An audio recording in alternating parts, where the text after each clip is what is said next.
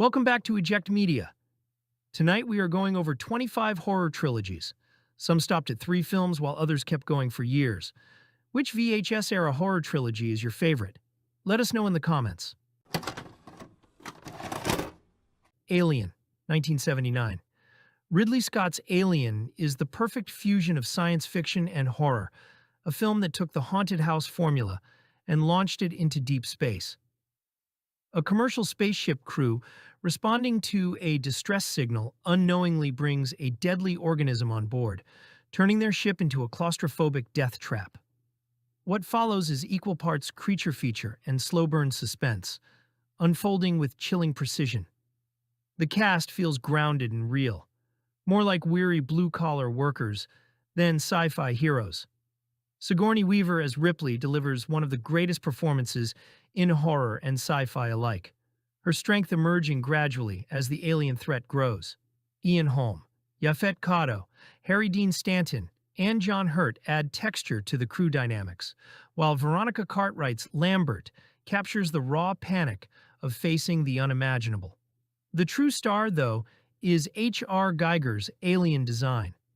From the grotesque facehugger to the chestburster's shocking eruption and the fully grown xenomorph stalking the ship, the creature feels disturbingly organic, a nightmare born of both biology and surreal artistry. Combined with Scott's meticulous production design, every corridor of the Nostromo feels alive, damp, and hostile. Alien thrives on tension. Long stretches of silence, punctuated by sudden bursts of violence, keep the audience on edge. Jerry Goldsmith's eerie score adds to the sense of unease, but often the scariest moments come from what isn't shown. A shadow in the rafters, a hiss in the dark, the steady pulse of a tracking monitor. Alien redefined both horror and science fiction, proving that the two genres could merge seamlessly. It spawned a franchise and countless imitators, but none have captured the sheer dread of the original, where in space, no one can hear you scream. Aliens, 1986. James Cameron didn't replace the horror of Alien. He expanded it. Where Ridley Scott trapped terror in dark corridors, Aliens drops a heavily armed unit into a nightmare that doesn't care about weapons, rank, or preparation.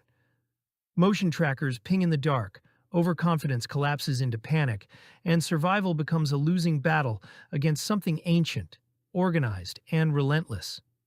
The film's subtext echoes Vietnam. Corporate indifference, expendable soldiers, and command failure. But the fear always comes first. Sigourney Weaver delivers one of the most defining performances in genre cinema, earning a rare Best Actress Oscar nomination. Ripley isn't an action hero. She's a survivor dragged back into trauma, now driven by maternal instinct, sharpened into absolute resolve. The supporting cast gives the film its human stakes. Bill Paxton's unraveling Hudson, Michael Biehn's steady Hicks, and Lance Henriksen's quietly unsettling Bishop form a unit the audience invests in before Cameron methodically dismantles it. Stan Winston's practical effects remain astonishing, from the xenomorphs to the towering alien queen, and the power loader confrontation reframes motherhood as ferocity rather than vulnerability. Aliens didn't dilute the horror. It restructured it, proving escalation doesn't have to mean betrayal. It's not just one of the greatest sequels ever made. It's foundational. Alien 3, 1992. A crash landing leaves the lone survivor stranded on a remote prison world with no weapons, limited technology, and no rescue on the way. The facility is unstable, isolated, and already dangerous before the new organism appears. This version of the creature moves differently. Faster, more animalistic, and adapted to the environment. It uses ceilings, ducts, and vertical space, turning the prison into a three-dimensional trap. Without heavy firepower, survival depends on planning and cooperation among inmates who are not built for teamwork. Every decision carries cost, and every delay increases risk. The film deliberately strips away the military strength and action scale of the previous entry, replacing it with dread and inevitability. The mood is stark, fatalistic, and confrontational. Production design and lighting push a bleak industrial look, reinforcing the sense that hope is running out long before the final act. Creature work blends practical puppetry, suit performance, and early digital compositing to create a more feral screen presence, emphasizing unpredictability over spectacle. Halloween, 1978. In 1963, a 6-year-old boy murders his sister on Halloween night and is committed to a psychiatric institution. 15 years later, on October 30th, 1978, Michael Myers escapes and returns to his hometown of Haddonfield, Illinois. His former doctor, Sam Loomis, follows, convinced Michael isn't driven by motive or emotion, only the urge to kill. As Halloween night settles in, Michael begins quietly stalking Laurie Strode and her friends, drifting through suburban streets without urgency or sound. The film keeps its focus narrow and controlled. Laurie is introduced as ordinary and cautious, not heroic, which makes her feel believable as danger closes in. Jamie Lee Curtis plays the role with restraint, reacting rather than performing. Donald Pleasance brings urgency as Loomis, a man who understands the threat but struggles to make anyone else listen. Michael himself is defined almost entirely by movement, slow, deliberate, and unreadable behind the mask. Much of the tension comes from how the film is staged. John Carpenter uses wide compositions and long takes to let danger exist at the edges of the frame. Michael appears in the background, watches from across the street, or vanishes when characters turn around. Dean Cundy's cinematography turns familiar houses and sidewalks into exposed spaces. Carpenter's simple synthesizer score repeats insistently, acting less like music and more like a warning. Halloween avoids excess. Violence is limited, often implied rather than shown, and the film resists explaining Michael beyond what's necessary. The result is a straightforward, efficient horror film built on patience and control. It doesn't overwhelm, it waits. And that restraint is what made it so effective. Halloween 2, 1981. Moments after the original ends, Laurie Strode is rushed to Haddonfield Memorial Hospital, wounded, vulnerable, and still in Michael Myers' sights. The shape follows, turning sterile corridors into a maze of death. Director Rick Rosenthal, with John Carpenter producing and writing, shifts from suburban shadows to claustrophobic institutional dread, flickering lights, empty hallways, and relentless pursuit. Carpenter's expanded synth score keeps the eerie pulse alive amid the hospital's cold fluorescence. Jamie Lee Curtis returns as Laurie with quiet resilience, while Donald Pleasance's obsessive Dr. Loomis races to stop the unstoppable. The ensemble of nurses, patients, and staff heightens the sense of widespread vulnerability. The film trades some of the original's subtlety for more visceral set pieces and a major mythology reveal. Laurie is Michael's long-lost sister, giving his fixation a twisted family root. Though initially divisive for leaning harder into explicit terror, Halloween 2 has earned cult status as a gripping 80s sequel. Its hospital siege remains a late-night staple, cementing Laurie as the ultimate survivor and expanding Michael's boogeyman legend into deeper, darker territory. Halloween 3, Season of the Witch, 1982. Ditching Michael Myers entirely, Halloween 3 pivots to a chilling tale of corporate evil and deadly Halloween masks. Dr. Dan Chalice and Ellie Grimbridge uncover Silver Shamrock Novelty's sinister plot. Masks laced with ancient Stonehenge fragments, triggered by an inescapable TV jingle to sacrifice millions of children on Halloween night. Director Tommy Lee Wallace crafts eerie, dreamlike sequences. Robotic factory workers, swarming insects bursting from skulls, and Connell Cochran's calmly maniacal monologue on pagan ritual. The relentless Silver Shamrock song burrows into your brain, while practical effects and moody synth score create an unsettling, surreal atmosphere. Initially rejected by fans expecting Myers, Season of the Witch has earned cult reverence for its bold originality and sharp commentary on consumerism. A strange, atmospheric oddity of early 80s horror, it stands as the franchise's most daring risk, a late-night gem that proves Halloween could be terrifying in entirely unexpected ways. The Evil Dead, 1981. Sam Raimi's The Evil Dead is raw, relentless horror, a film that took a tiny budget, a cabin in the woods, and sheer creativity, and turned them into one of the most influential cult classics of all time. What starts as a simple story, the five friends spending a weekend in a remote cabin, quickly escalates into a nightmare of demonic possession and blood-soaked chaos. Bruce Campbell, in his breakout role as Ash Williams, begins as an ordinary guy caught in extraordinary circumstances. Over the course of the film, his transformation from bewildered survivor to reluctant hero lays the groundwork for one of horror's most beloved icons. The rest of the cast, largely unknown at the time, bring a raw authenticity to their roles, their panic and terror heightened by Raimi's unflinching direction. The film's power lies in its inventiveness. With limited resources, Raimi used innovative camera techniques, from rapid low-angle tracking shots racing through the woods to extreme close-ups that distort reality, creating a visual style that felt both frantic and immersive. The practical effects are gloriously over the top. Melting flesh, gushing blood, and grotesque transformations that remain disturbing decades later. Unlike many horror films of the era, The Evil Dead doesn't provide much relief.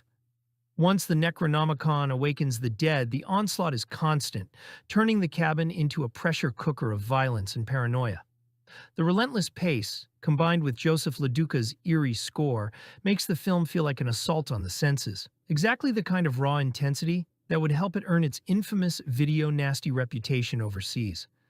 What sets The Evil Dead apart is its mix of brutality and creativity. It proved that passion and imagination could outweigh budget limitations, inspiring countless independent filmmakers.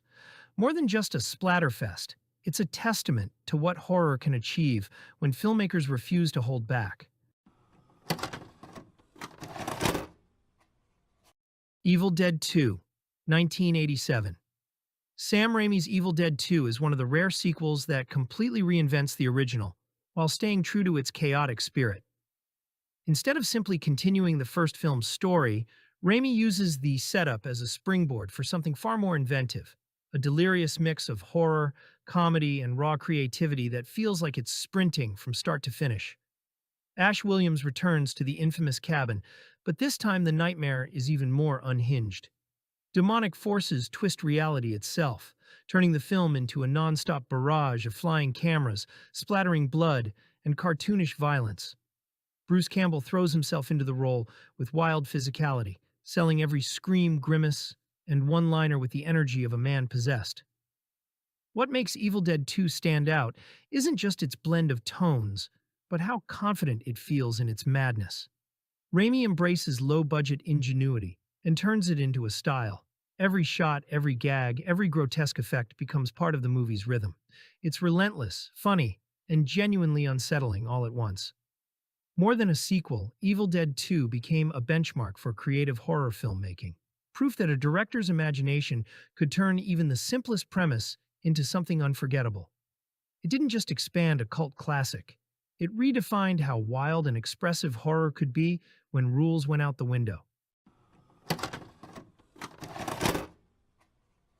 Army of Darkness, 1992. One wrong word, one swirling portal, and Ash Williams is hurled back to the year 1300, chainsaw, boomstick, and all. Captured by medieval knights mistaken for an enemy, Ash learns the only way home is retrieving the Necronomicon. But his arrogance awakens the army of the dead, a relentless horde of stop-motion skeletons marching on the castle. Sam Raimi trades cabin claustrophobia for full-blown fantasy spectacle. Sprawling castle sieges, steam-powered car battles, sweeping crane shots, and Ray Harryhausen-inspired undead legions.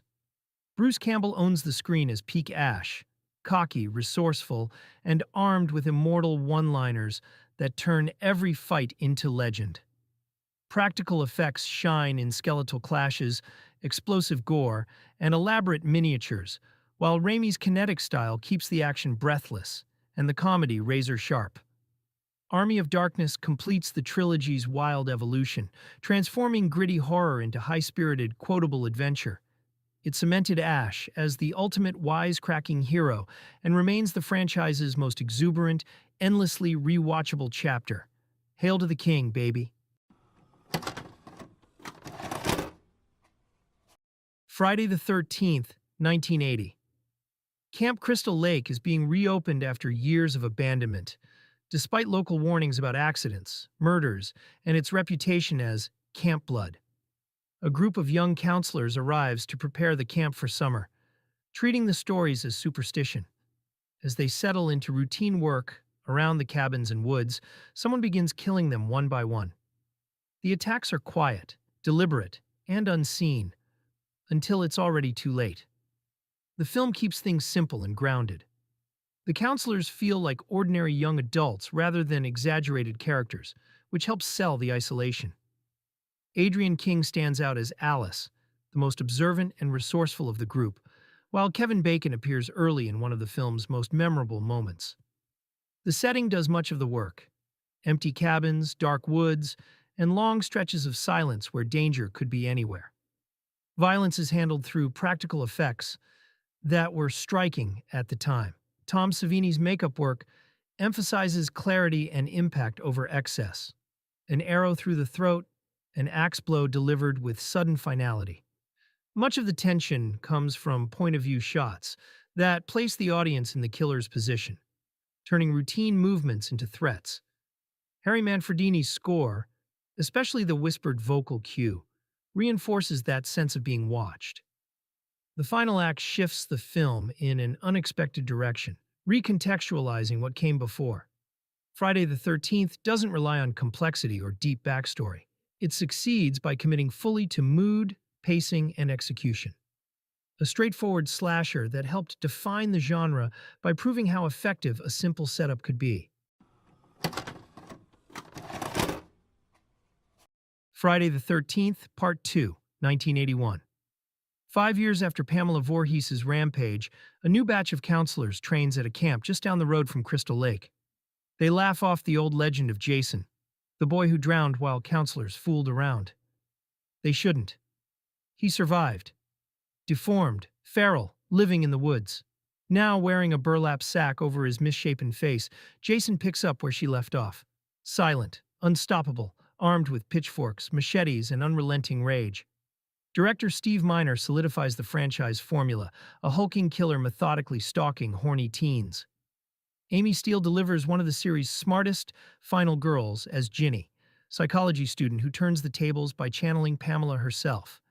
Though the MPAA slashed much of Tom Savini's gore, the remaining kills still sting. The hidden shack shrine, Pamela's severed head on an altar of candles, remains one of the most chilling reveals in slasher history. That burlap sack, crude and lopsided, is arguably creepier than the mask that would soon replace it. Part 2 proved the series wasn't a one-twist wonder. It handed the machete to Jason Voorhees, established the template for a decade of sequels, and turned a drowned boy into one of horror's most enduring silent monsters. Friday the 13th, Part 3, 1982. Jason Voorhees finds something in a prankster's bag, a plain white hockey goalie mask. He puts it on, and an icon is born. Fresh off his last rampage, the silent giant invades Higgins Haven, a lakeside retreat where Chris and her friends plan a carefree weekend. One by one, they fall to the masked killer's machete, pitchfork, and harpoon gun. Director Steve Miner shoots the whole thing in 3D, turning every object into a projectile. Yo-yos spinning toward the lens, popcorn exploding, an eyeball popping right at your face. The format demands brighter lighting, giving the violence a vivid, almost cartoonish clarity that sets it apart from the franchise's usual shadows. Dana Kimmel anchors the terror as Chris, a final girl haunted by a childhood encounter with Jason himself, her trauma fueling a desperate fight for survival. The kills escalate in outrageous creativity, spear guns to the eye, heads crushed barehanded, bodies sliced clean in half. Part 3 cashed in on the early 80s 3D craze and delivered the biggest box office yet, but its true legacy is that red-marked mask. Simple, blank, unforgettable. Overnight, Jason gained the face that would dominate posters, toys, and nightmares for generations. A Nightmare on Elm Street, 1984. On Quiet Elm Street, teenagers discover a terrifying truth. Fall asleep, and the burned man with the bladed glove can kill you in your dreams. For real. Resourceful Nancy Thompson fights to stay awake and uncover the nightmare's origin, while parents dismiss it all as hysteria.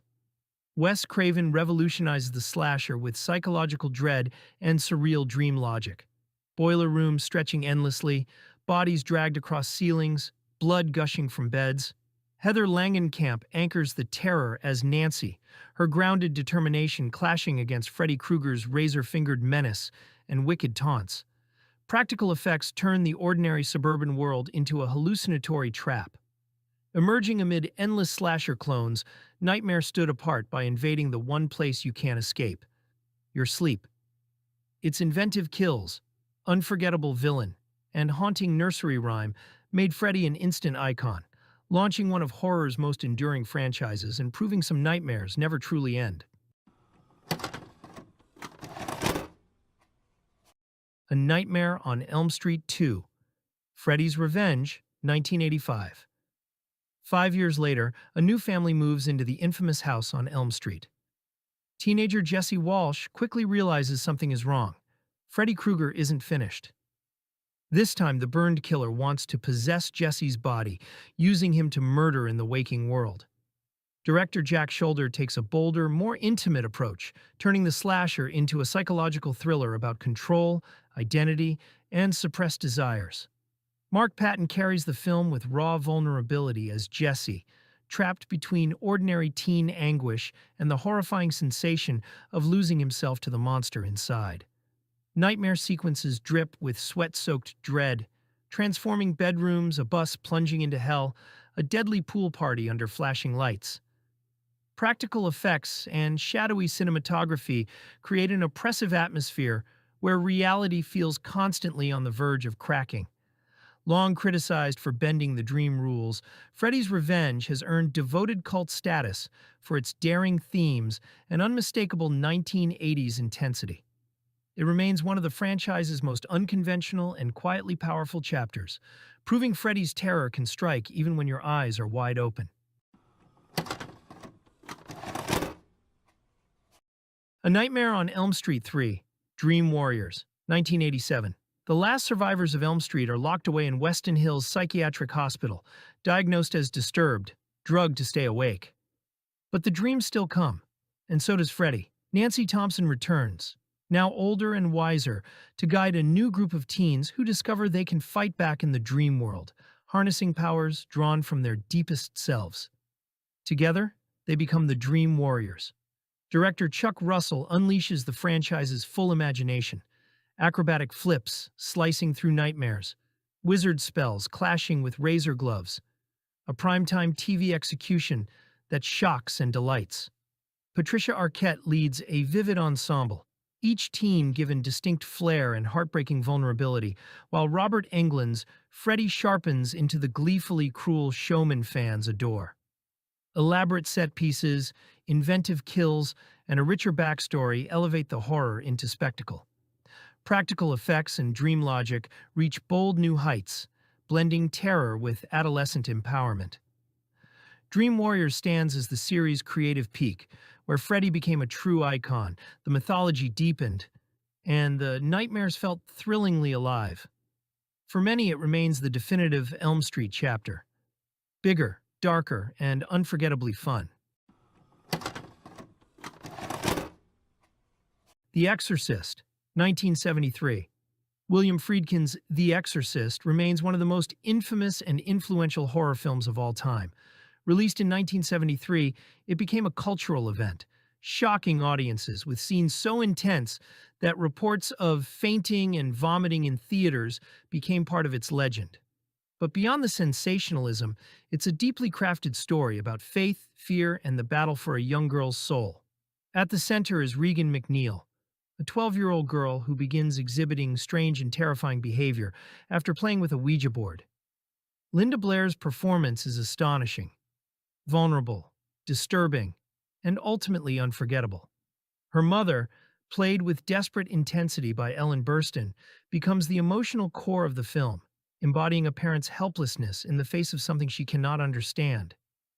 The priests who come to help, Father Karras, a man wrestling with his own crisis of faith, and Father Marin, the seasoned exorcist, bring both human fragility and spiritual gravitas.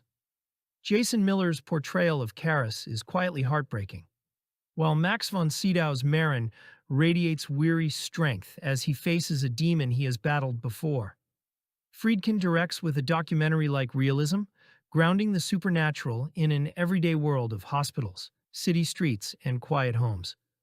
That contrast makes the moments of horror, Regan's contortions, her guttural voice, the infamous headspin, feel all the more shocking. Combined with Dick Smith's groundbreaking makeup effects and Mercedes McCambridge's chilling vocal performance for the demon, the film pushes the boundaries of what horror could achieve. Yet The Exorcist isn't just about scares. At its core, it's a story of faith tested by evil, of people confronting forces larger than themselves. The quiet moments, a priest struggling with doubt, a mother begging for help, carry as much weight as the violent clashes with the demonic. More than 50 years later, The Exorcist still unsettles. Not because of shock value alone, but because it taps into universal fears. Loss of control, loss of belief, and the terrifying possibility that evil can invade the most innocent of places. It stands as a towering achievement in horror, one that continues to influence filmmakers and haunt audiences around the world. Exorcist II: The Heretic, 1977. 4 years after the traumatic exorcism, Regan is under psychiatric care, struggling to reconcile her memories. Father Lamont investigates the death of Father Marin, using experimental hypnosis to uncover Regan's connection to Pazuzu. Their search leads across continents, revealing the demon's ancient origins and hinting at a cosmic battle with Regan at its center. John Boorman directs a surreal, metaphysical sequel that abandons the claustrophobic terror of the original. Linda Blair returns as Regan, now a teenager confronting both trauma and supernatural destiny, while Richard Burton's Father Lamont pursues answers with dramatic intensity. Louise Fletcher's psychiatrist inadvertently opens doors to the other side, and James Earl Jones appears in African sequences depicting Pazuzu's ancient influence. Visual effects emphasize psychic visions, locust swarms, and dreamlike landscapes rather than physical horror, creating an ethereal but unsettling aesthetic.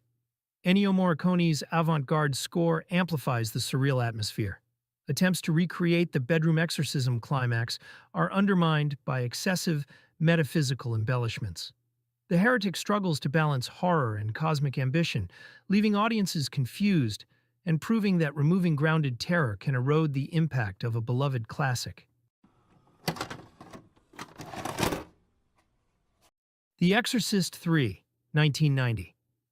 The Exorcist III is one of the most surprising sequels in horror history, a film that ignores the excess of Exorcist II and instead returns to the psychological dread and theological weight of the original, but through an entirely new lens. Written and directed by William Peter Blatty, the author of The Exorcist, this entry trades spectacle for atmosphere, crafting a slow, unnerving descent into faith, doubt, and evil that feels more like a detective story than a possession film.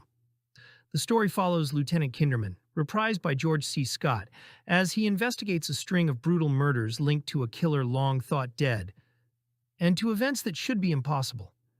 As his search leads him back to a psychiatric ward, the boundaries between the natural and the supernatural begin to collapse, culminating in one of the most haunting third acts of the decade. Blatty builds his horror through dialogue, silence, and dread instead of cheap scares. The film's pacing is deliberate, almost meditative, allowing every unsettling moment to breathe. When it does strike, it hits hard, including one of the most famous jump scares in horror history, executed with masterful precision. The Exorcist III isn't just a course correction for the franchise, it's a rare example of a sequel that dares to be introspective. It explores guilt, redemption, and the quiet persistence of evil with a sense of intelligence and restraint that make it as haunting today as it was in 1990. Proof that horror can still unsettle the soul without ever raising its voice. The Texas Chainsaw Massacre, 1974. The Texas Chainsaw Massacre doesn't feel like a movie. It feels like evidence.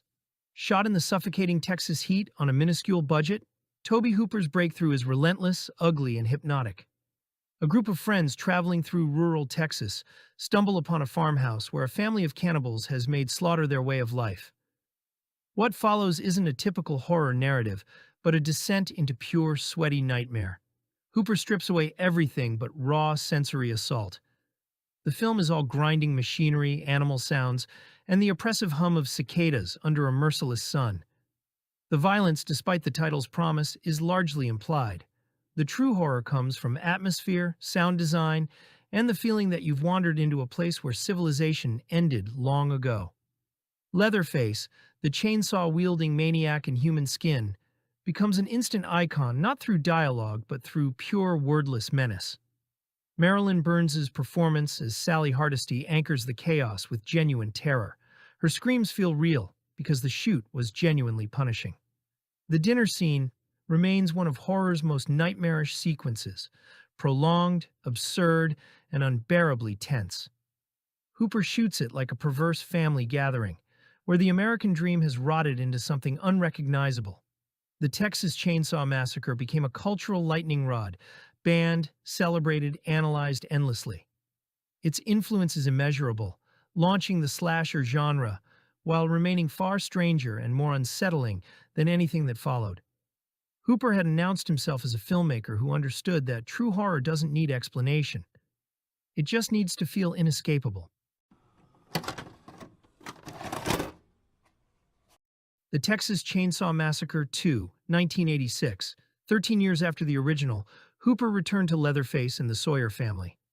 But this time, he was laughing. The Texas Chainsaw Massacre 2 abandons the first film's grim realism for pitch-black comedy and over-the-top gore. A radio DJ accidentally records a chainsaw attack and becomes the target of the cannibalistic family, now operating out of an abandoned amusement park and selling their special chili at cook-offs. A former Texas Ranger obsessed with the family joins her to finally bring them down. Where the original was suffocating and brutal, the sequel is theatrical and manic. Dennis Hopper brings unhinged energy as the revenge-obsessed Ranger, chainsaw dueling his way through the finale. Caroline Williams plays the DJ with real toughness and humor, refusing to be just a victim. But it's Bill Moseley as Chop Top, Leatherface's Vietnam vet brother, who steals the film, delivering one of horror's most quotable, deranged performances. Tom Savini's gore effects are spectacular and excessive, finally delivering the explicit violence the first film only implied. The abandoned amusement park setting becomes a grotesque funhouse, all decay and neon, where the Sawyer family performs their madness like demented entertainers. Hooper leans into the absurdity, turning cannibalism into dark satire about American consumption and family values. Critics and audiences expecting Chainsaw's intensity were confused by the sequel's comedic tone, but it's aged remarkably well. Hooper was exploring different territory, using horror comedy to comment on Reagan-era excess while still delivering genuine shocks. The Texas Chainsaw Massacre 2 proves he could revisit his most famous creation and find something new to say, even if it meant laughing at the darkness instead of drowning in it. Leatherface, Texas Chainsaw Massacre 3, 1990. A couple driving through Texas for a cross-country move encounters the Sawyer family at a remote gas station. Mechanical problems strand them in the family's territory, where Leatherface and his relatives, now with a young daughter and survivalist sensibilities, hunt them through the backwoods. A survivalist with his own agenda complicates matters, turning the Sawyers' domain into a deadly mix of victims and opportunists. Jeff Burr directs New Line Cinema's attempt to franchise the property, but MPAA cuts neutered much of the violence, leaving the theatrical release choppy and unsatisfying. Kate Hodge and William Butler play the stranded couple, and Ken Foree rounds out the potential victims. R.A. Mihailoff takes over as Leatherface, emphasizing childlike and sympathetic qualities amid his brutality. Practical gore by KNB exists mostly in uncut versions, with the Sawyer family's lair featuring corpse furniture and bone decorations. The Chrome Chainsaw and Little Girl edition attempt new mythology, while the survivalist subplot adds action beyond pure horror. Compromised by censorship, the theatrical version fails to generate true scares, leaving Leatherface a frustrating installment and putting the franchise on hold for years before one final attempt. Child's Play, 1988. Every kid wants a good guy doll. Cheerful face, overalls, catchy jingle. The perfect Christmas gift. But for 6-year-old Andy Barclay, his new doll, Chucky, hides a nightmare. The soul of dying serial killer Charles Lee Ray, transferred through a desperate voodoo ritual. Now the pint-sized terror is alive, stalking, scheming, and killing anyone who threatens his secret. Director Tom Holland crafts a wickedly inventive slasher, mixing genuine scares with pitch-black humor. The horror thrives on the uncanny. A toy meant to comfort becomes a relentless predator. Young Alex Vincent nails Andy's wide-eyed terror and desperate pleas that no adult believes. Catherine Hicks shines as his frantic mother Karen, while Brad Dourif's snarling, gleefully unhinged voice turns Chucky into an instant icon. Masterful animatronics and practical effects bring the doll to chilling life, twitching heads, stealthy crawls, and brutal attacks that somehow feel both shocking and absurdly funny. From stranglings to stabbings, every kill reminds you, this is a doll doing the impossible. Child's Play flips childhood innocence into a weapon of terror, proving that the most frightening monsters can hide behind the friendliest smile.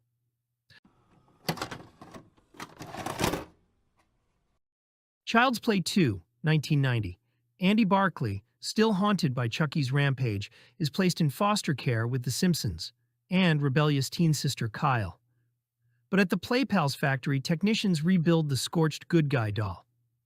Big mistake. Electricity surges. Eyes glow red. Chucky lives again, and he's coming for Andy to finish the soul transfer once and for all. Director John LaFaya ramps up the chaos, trading suburban stealth for full-throttle action and bigger set pieces. Brad Dourif's voice work sharpens Chucky into a gleefully vicious wisecracker, every insult laced with murder. Alex Vincent returns as the traumatized yet resilient Andy. Christina Leese brings tough-edged heart as Kyle, his eventual believer and ally, while the foster parents' denial cranks up the isolation once more. Practical effects and animatronics reach new heights. Chucky scaling walls, dodging machinery, wielding tools with demonic precision. The climactic Toy Factory showdown explodes with conveyor belt chases, molten plastic torment, and one gloriously gruesome meltdown.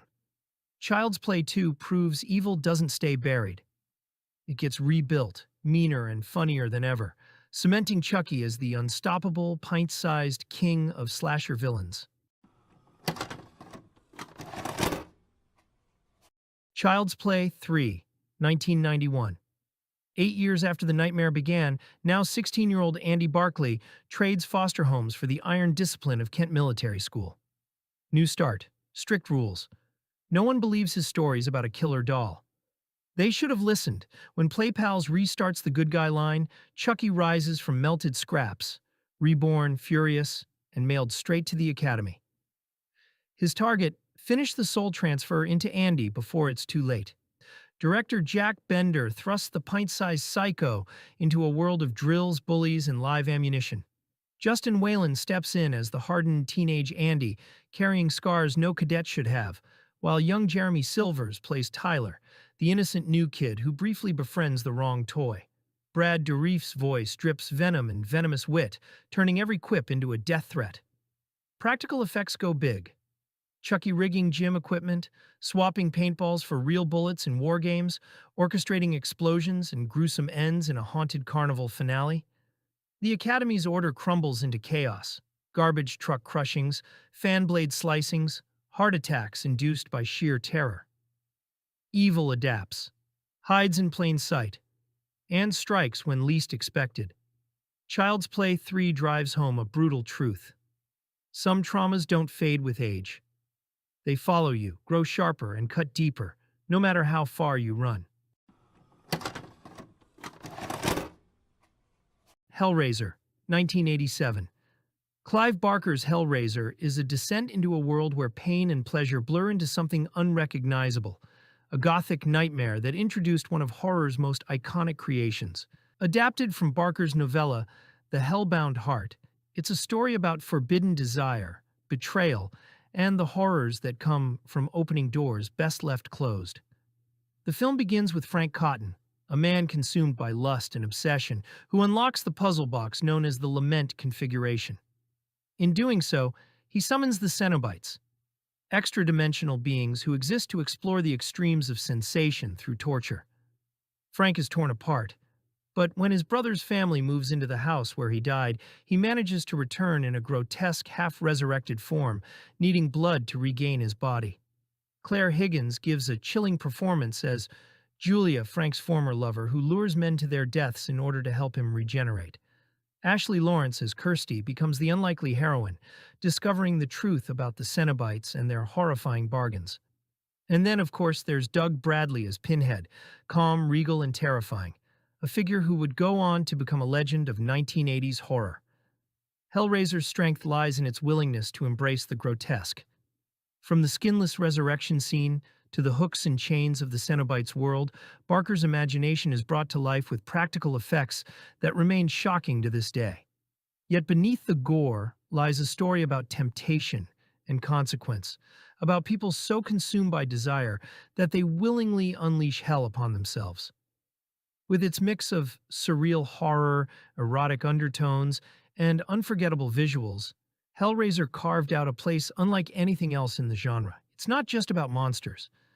It's about the terrifying cost of chasing pleasures beyond human limits. Hellbound, Hellraiser 2, 1988. Hellraiser's sequel plunges deeper into the nightmarish world introduced in Clive Barker's original, expanding the dark mythology of the Cenobites. Directed by Tony Randall, it follows Kirsty Cotton, played by Ashley Lawrence, who awakens in a psychiatric hospital still haunted by her encounter with Pinhead. The true danger comes in the form of Dr. Channard, portrayed by Kenneth Cranham. Obsessed with the Lament configuration, he resurrects the skinless Julia and unleashes hellish forces that draw Kirsty back into the Cenobites' labyrinthine realm. Doug Bradley returns as Pinhead, delivering a commanding performance that deepens the character's menace and cements his status as a horror icon. The Cenobites themselves are explored further, revealing the terrifying rules governing their world and the blurred line between pleasure and pain. Visually, the film is striking, featuring grotesque practical effects, surreal makeup, and unforgettable set designs. From the sterile, eerie corridors of the psychiatric hospital to the twisted, hellish landscapes of the other dimension. Kirsty's resourcefulness and courage anchor the story, blending psychological terror, suspense, and visceral horror in a way that keeps viewers invested.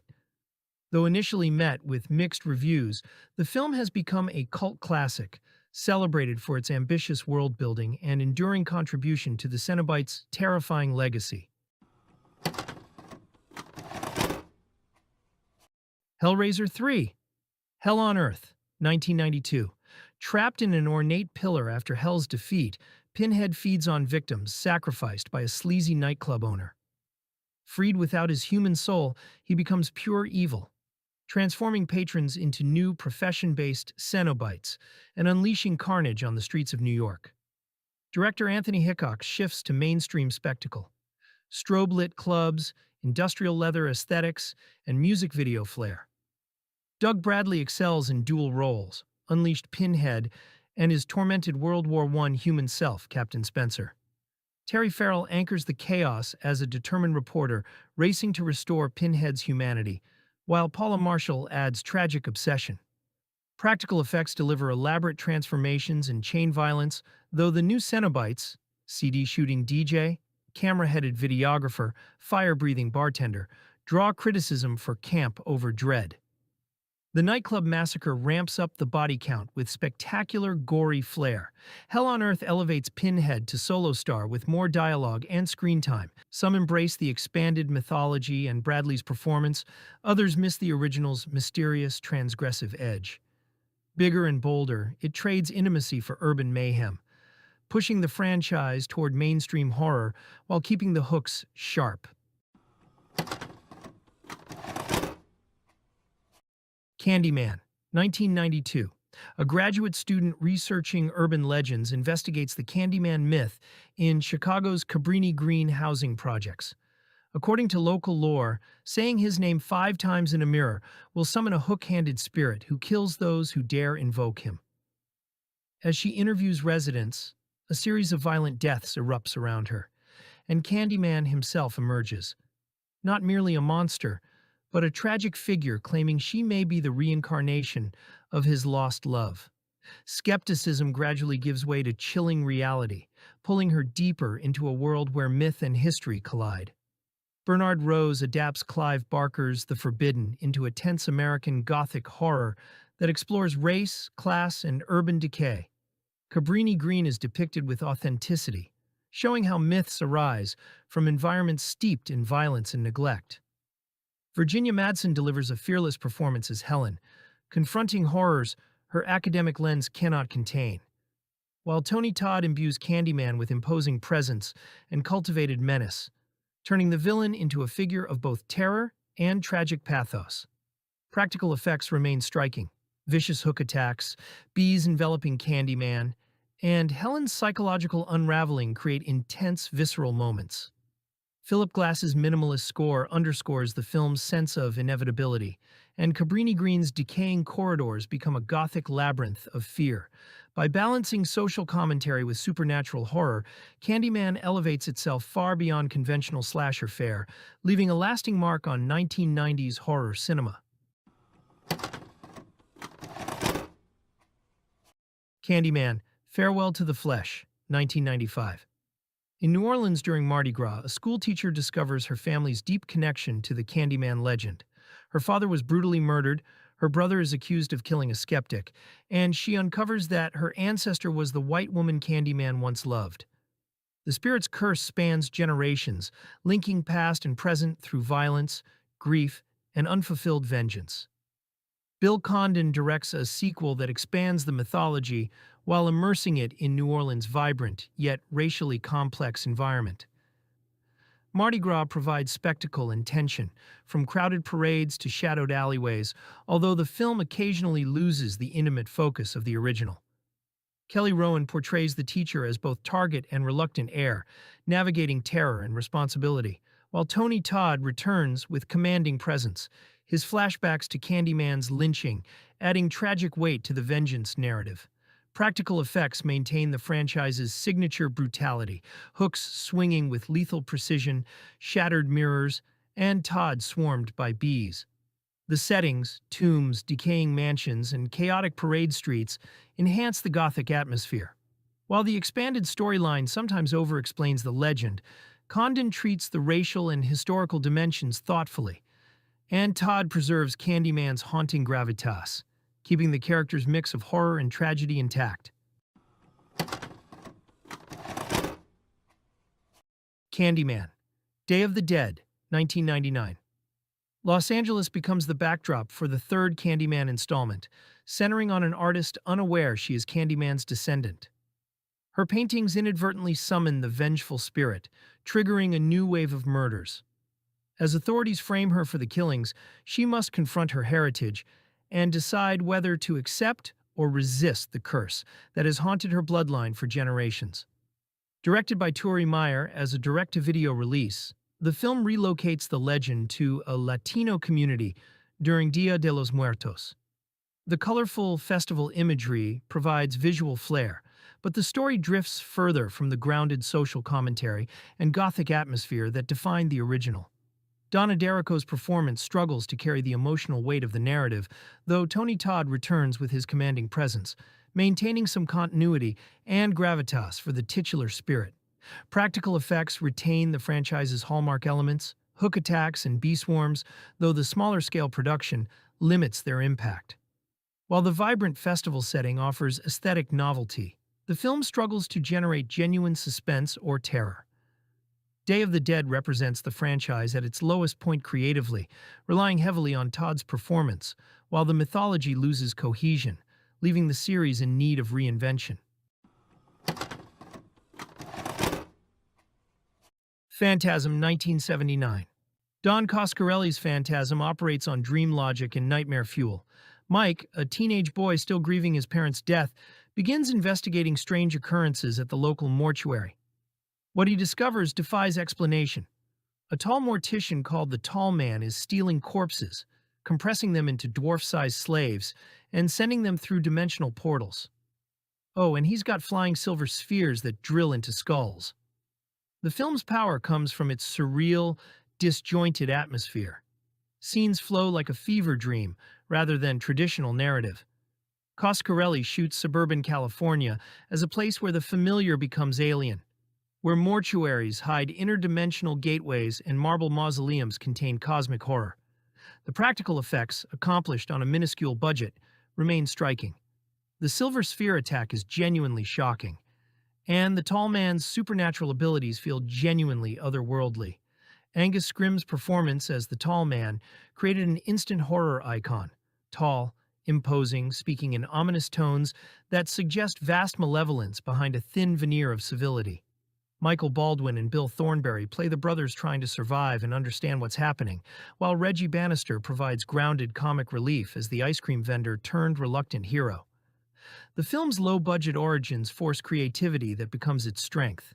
Ambiguity replaces explanation, atmosphere trumps exposition, and the surreal imagery lingers long after viewing. Phantasm spawned multiple sequels that expanded its mythology, but the original remains the most unsettling, a film that feels like navigating someone else's nightmare, where the rules keep changing and nothing is safe. Phantasm 2, 1988. Phantasm 2 picks up the nightmarish, surreal world established in Don Coscarelli's 1979 cult classic. Released in 1988, this sequel follows Mike, played by James LeGros, as he continues his battle against the terrifying Tall Man, portrayed by Angus Scrimm. Years after his traumatic encounters, Mike is still haunted by memories of the sinister mortician and his deadly minions. The story begins with Mike escaping from a mental institution, determined to stop the Tall Man once and for all. He reunites with Reggie, the loyal ice cream vendor played by Reggie Bannister, who has been drawn back into the chaos despite his own fears. Together they embark on a mission to confront the Tall Man and save Liz, Mike's love interest, who has become a target in the villain's twisted schemes. What sets Phantasm 2 apart is its seamless blend of horror, fantasy, and science fiction. The film expands the mythology of the Tall Man while maintaining the surreal, dreamlike atmosphere that made the original so distinctive. Practical effects, inventive camera work, and imaginative creature design keep viewers on edge, creating a sense of dread that is both visceral and uncanny. The Tall Man remains a figure of pure menace, embodying the fear of death and the unknown. Angus Scrimm's performance adds a chilling gravitas to the role, making him one of horror's most enduring villains. The film also explores themes of loss, trauma, and the struggle to confront evil, giving the narrative an emotional weight beneath the fantastical horror. Fans of the series will remember the flying spheres, the Tall Man's signature weapons, which return with even more creative and lethal designs. These sequences, combined with a tense and atmospheric score, enhance the suspense and highlight the film's unique visual style. Although opinions were mixed when it first hit theaters, Phantasm 2 has earned a devoted following over the years. Its surreal horror, inventive storytelling, and memorable performances make it more than just a typical sequel. It's an essential chapter in the Phantasm saga. By the end, the film leaves viewers with that lingering sense of unease and wonder, a reminder that the Tall Man's shadow looms large, and in this world nothing is ever as it seems. Phantasm 3, Lord of the Dead, 1994. Picking up immediately after the previous film's cliffhanger, Mike lies near death while his consciousness drifts between dimensions, caught in the Tall Man's grasp. Reggie continues the pursuit alone, crossing paths with unexpected allies, including a deadly orphan child and a resourceful fighter armed with nunchucks. As the invasion escalates, the Tall Man's sphere technology grows more varied and lethal, and the road inevitably leads back to Morningside Mortuary. With Don Coscarelli back in full control but working with a smaller budget, the film stretches its ambition further than its resources. Michael Baldwin returns as Mike, allowing the story to explore his unsettling bond with the tall man in ways the previous sequel avoided. Reggie Bannister once again grounds the chaos, now fully transformed into a weary road warrior relying on improvised weapons, grit, and dark humor to survive. The practical effects double down on variety, introducing multiple sphere designs and expanding the presence of the dwarf creatures. Dimensional travel sequences hint at vast, hostile worlds beyond Earth, while cyberspheres suggest the tall man's methods are evolving. Lord of the Dead embraces excess and ambiguity, sacrificing focus in favor of mythology and imagery, but preserving the strange, handmade atmosphere that defines the series. Poltergeist, 1982. Poltergeist remains one of the most debated films in horror history, not just for its content, but for questions about who truly directed it. Officially a Tobe Hooper film, produced and co-written by Steven Spielberg, the production was marked by rumors that Spielberg dominated creative control. Regardless of authorship disputes, the final product is a masterpiece of suburban ghost story horror that captures both filmmakers' sensibilities. The Freeling family lives in a planned California community where everything seems perfect, until their youngest daughter Carol Ann makes contact with spirits through the television static. What begins as harmless phenomena quickly escalates into genuine terror as the house itself becomes possessed, and Carol Ann is pulled into another dimension. The family must fight to bring her back before she's lost forever. The film balances Spielberg's warmth and wonder with Hooper's understanding of violation and dread. JoBeth Williams and Craig T. Nelson ground the story as parents whose safe suburban world collapses into nightmare. Zelda Rubinstein steals scenes as Tangina, the spiritual medium who understands what they're facing. The child performances, particularly Heather O'Rourke as Carol Ann, add vulnerability that makes the horror feel genuinely threatening. ILM's special effects remain impressive. The climactic sequence, where the house consumes itself, is spectacular practical work. But the film's real power comes from transforming the familiar into something hostile. Swimming pools, closets, television sets all become potential threats. Poltergeist succeeded as both blockbuster entertainment and genuinely unsettling horror, proving that mass appeal and real scares weren't mutually exclusive. Whether Hooper or Spielberg guided it more, the result captures suburban anxiety in ways that still resonate. Poltergeist 2, The Other Side, 1986. The Freelings attempt to rebuild their lives with Carol Ann's grandparents, but the spirits are far from gone. Reverend Kane, the gaunt and malevolent preacher of a buried cult, seeks Carol Ann's life force. Taylor, a mystical Native American shaman, arrives to guide the family and confront Kane directly, escalating the conflict from subtle psychological torment to full-blown supernatural battle. Brian Gibson directs a sequel that expands the mythology while amplifying spectacle. Julian Beck delivers a chilling performance as Kane, his quiet menace unsettling even in dialogue-light scenes, while Will Sampson's Taylor provides spiritual protection and gravitas. Zelda Rubinstein returns as Tangina, now an active participant in the confrontation, offering guidance and courage. The family navigates trauma and uncertainty while facing increasingly overt supernatural threats. Practical and visual effects feature memorable sequences: the tequila worm, Kane's spectral manifestations, and the climactic Other Side confrontation. Puppetry and optical effects blend convincingly. Though some sequences show their age, the desert and grandparents' home provide fresh backdrops, though the film occasionally over-explains mysteries that were more terrifying in ambiguity. Despite these flaws, Beck's haunting presence and the unsettling sequences preserve tension and prevent the sequel from descending into mere disappointment. Tragically, both Beck and Sampson passed away before the film's release, adding poignant weight to their performances. Poltergeist 3, 1988. Carol Ann is sent to live with her aunt and uncle in a Chicago high-rise, her family hoping distance will shield her from the supernatural. But the spirits follow, turning the mirror-filled John Hancock Center into a labyrinth where dimensions overlap. Reverend Kane returns, exploiting reflections to manipulate and terrify. while therapists dismiss Carol Ann's experiences as trauma-induced delusions. Residents navigate a maze of mirrors, struggling to distinguish reality from the other side.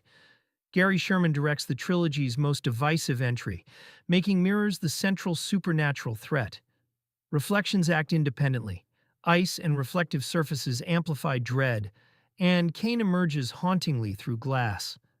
Heather O'Rourke returns in her final role, her performance lending emotional weight, supported by Tom Skerritt, Nancy Allen, and Zelda Rubinstein. Practical effects with mirrors, glass, and ice create disorienting sequences, though the visual horror is less intense than in earlier installments.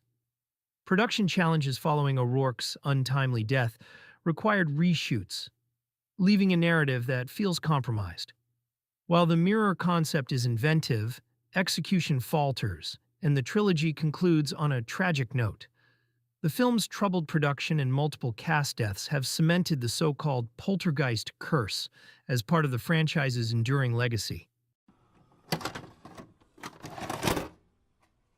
The Omen, 1976. From the moment Damien arrives at the Thorne household, subtle signs suggest something is profoundly wrong. A nanny's eerie death, priests' cryptic warnings, and a string of fatal accidents surrounding anyone close to him create mounting paranoia. Robert Thorne's search for truth becomes a moral crucible, forcing him to confront the unthinkable. His son may not just be evil, he could be the Antichrist incarnate. Richard Donner directs with careful pacing, building tension through atmosphere rather than overt shock. Gregory Peck anchors the film with commanding gravitas, embodying a father trapped between disbelief and horror. Jerry Goldsmith's score intensifies the sense of looming apocalypse, while practical effects, from the nanny's hanging to the priest's impalement, punctuate the narrative with precision. Each incident feels inevitable, the terror rooted in logic rather than surprise. The Omen's enduring power lies in its relentless sense of inevitability. In a world where evil operates according to prophecy, every coincidence is a threat, and ordinary domestic life becomes a fragile, unstable stage for destiny's horrors. Damien, Omen 2, 1978. Adolescence and malevolence converge as Damien grows aware of his dark heritage. The surface of his life, school, friends, family, appears idyllic, but a hidden web of influence and lethal accidents lurks beneath. No longer a passive child, Damien subtly manipulates events, testing his power and the limits of those around him. Don Taylor emphasizes tension through contrast, the mundane world versus unseen supernatural forces.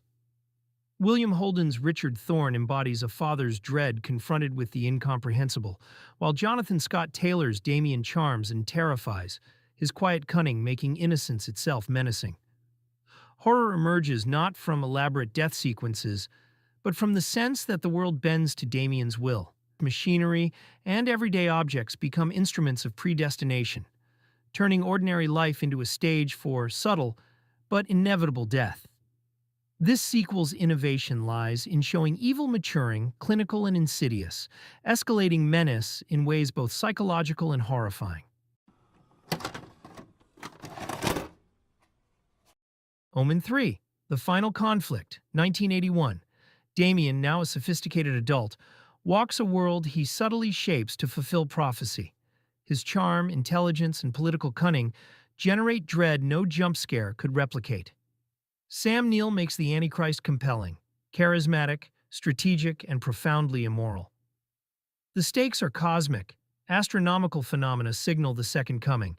Monks wield sacred daggers, and moral choices intersect with apocalyptic consequences.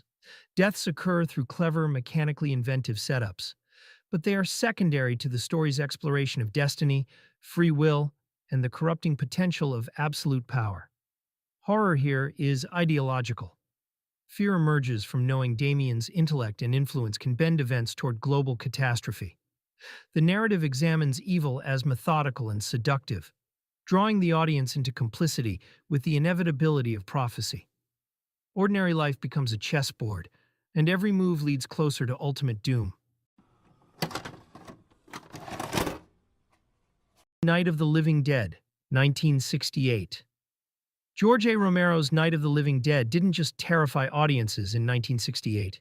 It reshaped the entire landscape of horror cinema. Shot on a shoestring budget in rural Pennsylvania, this black and white nightmare introduced the modern zombie to the world, blending raw social commentary with relentless dread. What began as a small independent project became a cultural earthquake that still shakes the genre decades later. The story unfolds with chilling simplicity. A brother and sister visiting a cemetery are suddenly attacked by strange, shambling figures. Barbara, the sister, flees to a nearby farmhouse, where she and a handful of strangers barricade themselves inside. As night falls, the house becomes a fortress under siege, with the group torn apart not only by the horde outside, but by fear, distrust, and clashing personalities within. Dwayne Jones, as Ben, delivers a groundbreaking performance. One of the first times a black actor led a horror film without his race being explicitly addressed, making his quiet strength and intelligence all the more striking. Judith O'Dea's Barbara embodies shock and despair, while Carl Hardman's Harry Cooper adds combustible tension as a man whose selfishness threatens the fragile unity of the group. Romero wrings suspense from every creaking floorboard and shadowed window, balancing moments of silence with sudden shocking bursts of violence. Beyond the scares, Night of the Living Dead captured the turbulence of its time. The film's bleak tone and devastating ending mirrored the anxieties of a world on edge. Its influence cannot be overstated. The film birthed the zombie genre as we know it, inspiring countless sequels, remakes, and imitators. Yet no amount of gore or spectacle in later films has quite matched the stark, claustrophobic terror of Romero's original. With its Dawn of the Dead, 1978. George A. Romero's Dawn of the Dead is more than just a sequel to Night of the Living Dead. It's a sprawling, ambitious expansion that cemented the modern zombie as both a source of terror and biting social commentary. Where the first film trapped its survivors in a farmhouse, this one takes the apocalypse to a shopping mall, turning consumer culture itself into a backdrop for horror. The story follows a small group of survivors, a TV news producer, her pilot boyfriend, and two SWAT officers, as they escape the chaos of civilization collapsing outside and fortify themselves inside the mall. At first, the brightly lit corridors and endless goods feel like paradise, a refuge from the violence consuming the world. But the illusion of safety crumbles as the dead break through. Rival survivors invade, and the group begins to fracture under the weight of their own isolation. Romero balances shocking gore with sharp satire. The zombies shuffle through the mall, not just as predators, but as mindless echoes of their former selves, drawn instinctively to the temples of consumerism they once worshipped. It's a critique of modern life that feels as relevant today as it did in the late 1970s. Special effects maestro Tom Savini brought groundbreaking practical gore to the film, making each bite, wound, and explosion of blood both horrifying and strangely exaggerated, like a comic book come to life.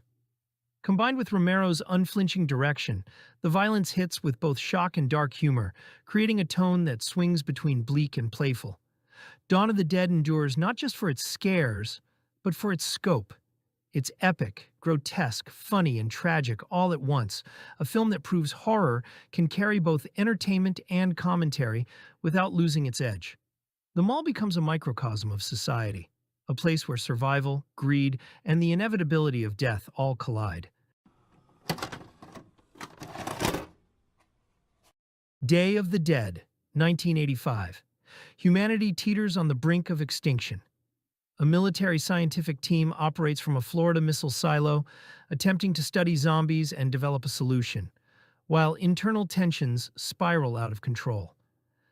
Dr. Logan experiments on captured zombies, particularly one named Bub, teaching him to mimic human behavior. Meanwhile, soldiers grow increasingly authoritarian, plotting mutiny as the undead breach the facility, leaving the last hope of survival in jeopardy. Day of the Dead is Romero at his most confined and uncompromising. Budget constraints force the focus onto tight, pressure cooker tension rather than the expansive satire of Dawn of the Dead. Laurie Cardille's Sarah serves as the moral anchor amid men unraveling under stress. Joe Pilato's Rhodes embodies ruthless militarism, while Richard Liberty's Dr. Logan balances ethics with obsessive scientific curiosity.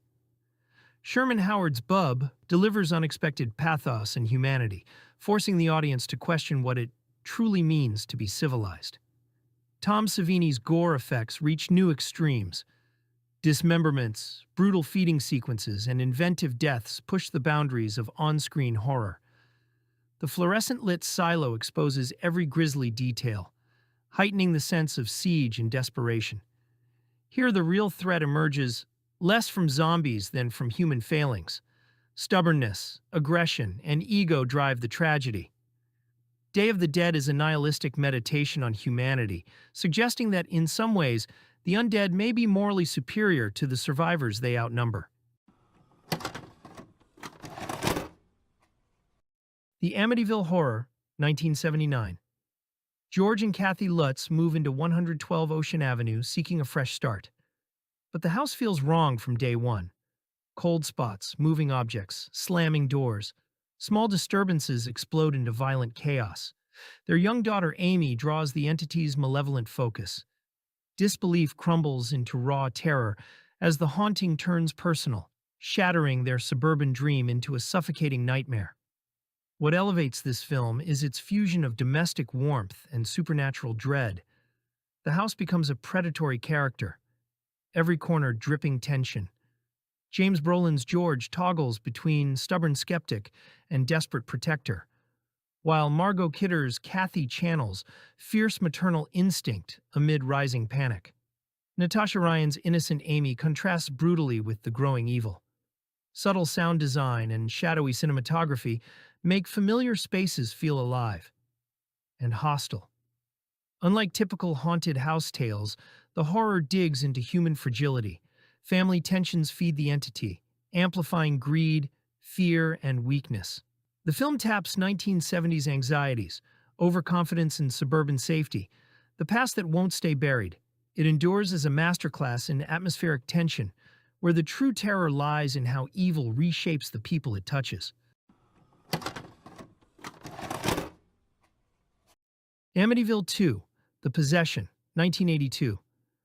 This prequel delves into the dark origins at 112 Ocean Avenue. The Montelli family arrives full of hope, but cracks quickly show. Eldest son Sonny exhibits violent outbursts and unnatural knowledge. As demonic influence tightens, faith and family bonds shatter, exposing them to the house's corrupting power. Director Damiano Damiani pivots from ghostly chaos to intimate corruption of innocence. Evil infiltrates relationships, twisting love into something sinister. Burt Young's abusive patriarch radiates menace, while Rutanya Alda's mother clings to despair and quiet strength. Jack Magner's Sonny anchors the horror, a boy torn between vulnerability and terrifying possession. The house pulses with malice, whispering halls, lurking shadows, objects animated by hate. Effects are restrained, yet visceral, heightening psychological dread over spectacle. Sonny's aggression, levitation, and inhuman shifts feel intimate and unpredictable. Claustrophobic sets and moody lighting create suffocating inevitability. Beyond scares, it probes inherited evil, how trauma and supernatural forces collide, infecting generations. Darker and more intimate than the original, it enriches the saga by showing horror born in everyday dysfunction and buried sins. Amityville 3D 1983. Skeptical journalist John Baxter buys 112 Ocean Avenue to debunk its legends. With his estranged wife Nancy and partner Melanie, he dives in, only to unleash real danger. Walls bleed, objects fly, appliances rebel. What starts as research spirals into desperate survival as the evil fights back against scrutiny. Richard Fleischer embraces 3D spectacle, hurtling threats, immersive shadows, gimmicks that burst from the screen. Tony Roberts' rational Baxter unravels in an irrational nightmare, while Tess Harper's Nancy provides emotional depth, and Candy Clark's Melanie adds grounded vulnerability. The house feels aggressively alive, every room a potential ambush with breathing walls and shifting staircases. Effects mix practical stunts with playful 3D flair, slamming doors, floating knives, kinetic chaos. It amplifies the claustrophobic unpredictability of haunted spaces. It shifts from psychological depth to visual thrills while preserving the cursed mythology. Themes of hubris, curiosity, and persistent evil endure across occupants. A bold, chaotic entry that stands out for its innovative spectacle and relentless energy.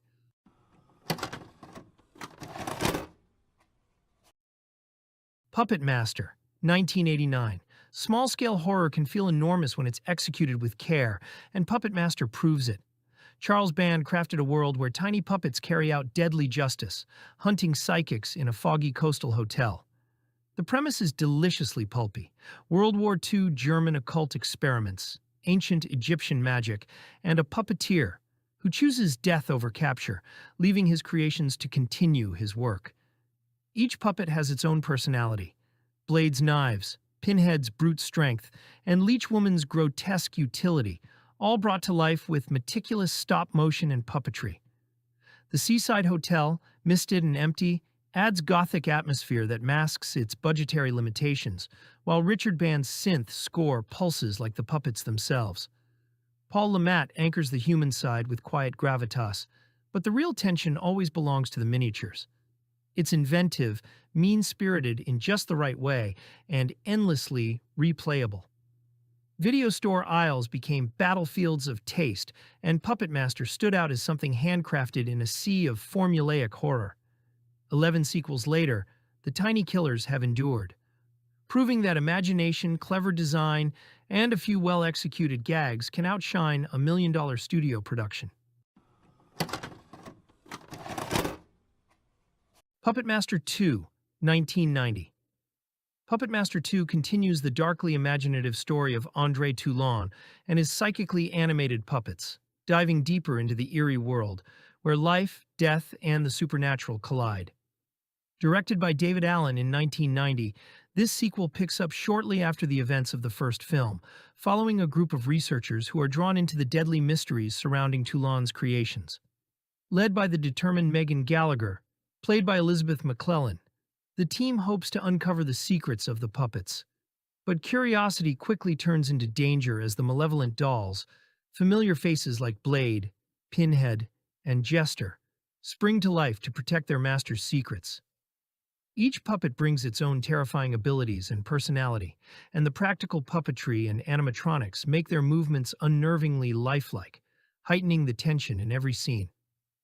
At its core, the film explores more than just horror.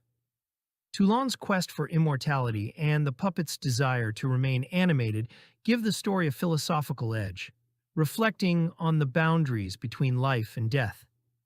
This adds depth to the narrative, making the stakes feel both supernatural and personal. The sequel builds on the campy charm of the original, while upping the suspense and gore. Moments of dark humor are sprinkled throughout, balancing the tension and keeping viewers on edge. The performances, particularly from McClellan, ground the film, making the terror feel immediate as the human characters confront the relentless puppets. While it may not have reached mainstream acclaim, Puppet Master 2 has become a cult favorite. Fans appreciate its inventive premise, memorable characters, and the clever ways the puppets carry out their attacks. It's a film that entertains while expanding the lore of the franchise, setting the stage for future installments with style and creativity. By the end, the movie leaves a lingering sense of both fascination and unease. Puppet Master 2 is a thrilling blend of horror, dark fantasy, and clever storytelling, offering a unique puppet-driven nightmare that horror fans won't soon forget. Puppet Master 3, Toulon's Revenge, 1991. Full Moon's Puppet Master series found its creative peak in the third entry by doing something unexpected, making the puppets the heroes.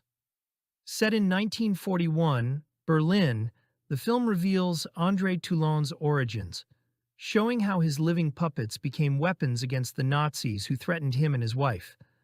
When the Third Reich discovers his animation secrets and wants them for their own purposes, Toulon's creations become instruments of revenge against fascist officers. Guy Rolfe takes over the Toulon role and makes it his own, playing the puppeteer with quiet dignity and barely contained rage. The period setting allows the film to explore Toulon's motivations while positioning the puppets as anti-Nazi resistance fighters, which gives the violence moral weight it lacked in previous entries. Watching tiny assassins take down SS officers becomes genuinely satisfying. The puppet designs by David Allen remain impressive. Blade with his knife hands, Tunneler with his drill head, Pinhead with his superhuman strength, and newcomer six-shooter with revolvers built into his body. Each gets memorable action sequences showcasing their unique abilities. The stop-motion and puppetry blend seamlessly, giving the creatures personality and menace. Director David Dicoteau handles the period setting convincingly, despite obvious budget constraints, using German locations and careful production design to sell 1940s Berlin. The film balances horror, action, and surprising emotional depth as Toulon's personal tragedy fuels his war against the Third Reich. Puppet Master 3 proved that direct-to-video horror could improve upon its predecessors through smart storytelling choices. By making Toulon sympathetic and his enemies genuinely despicable, the film transforms killer puppet premise into something with actual stakes and emotional investment. Sleepaway Camp, 1983. Angela arrives at Camp Arawak with her cousin Ricky, withdrawn and nearly silent following a traumatic childhood accident. While Ricky tries to shield her from constant teasing and hostile counselors, a series of killings begins around the camp. The victims all share one thing in common. They've crossed Angela in some way. As the deaths mount, camp leadership struggles to maintain order, unaware of how close the danger really is. For most of its runtime, the film presents itself as a straightforward summer camp slasher. Performances feel oddly stiff, but that tone works in the film's favor.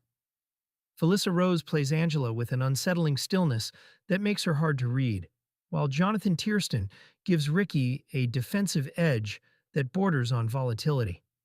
The adults running the camp are careless at best, cruel at worst, creating an environment where neglect feels routine.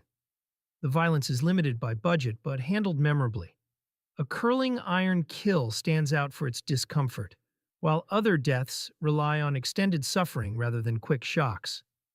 The setting leans into familiar camp imagery: cabins, kitchens, lakes, turning everyday spaces into places of threat. The pacing is uneven but deliberate enough to establish mood before escalation.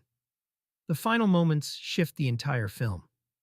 Without explaining the reveal, it reframes everything that came before and leaves the audience sitting with something deeply uncomfortable. Sleepaway Camp isn't polished, and it isn't subtle, but it commits fully to its ending.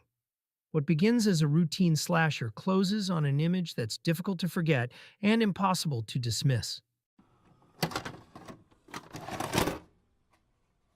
Sleepaway Camp 2: Unhappy Campers, 1988.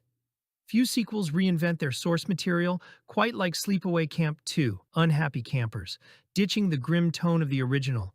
This follow-up transforms the series into a blood-soaked black comedy, a slasher that's equal parts self-aware and gleefully deranged. It's the rare horror sequel that feels completely in on the joke, poking fun at genre cliches while still delivering the goods for anyone who came for the kills.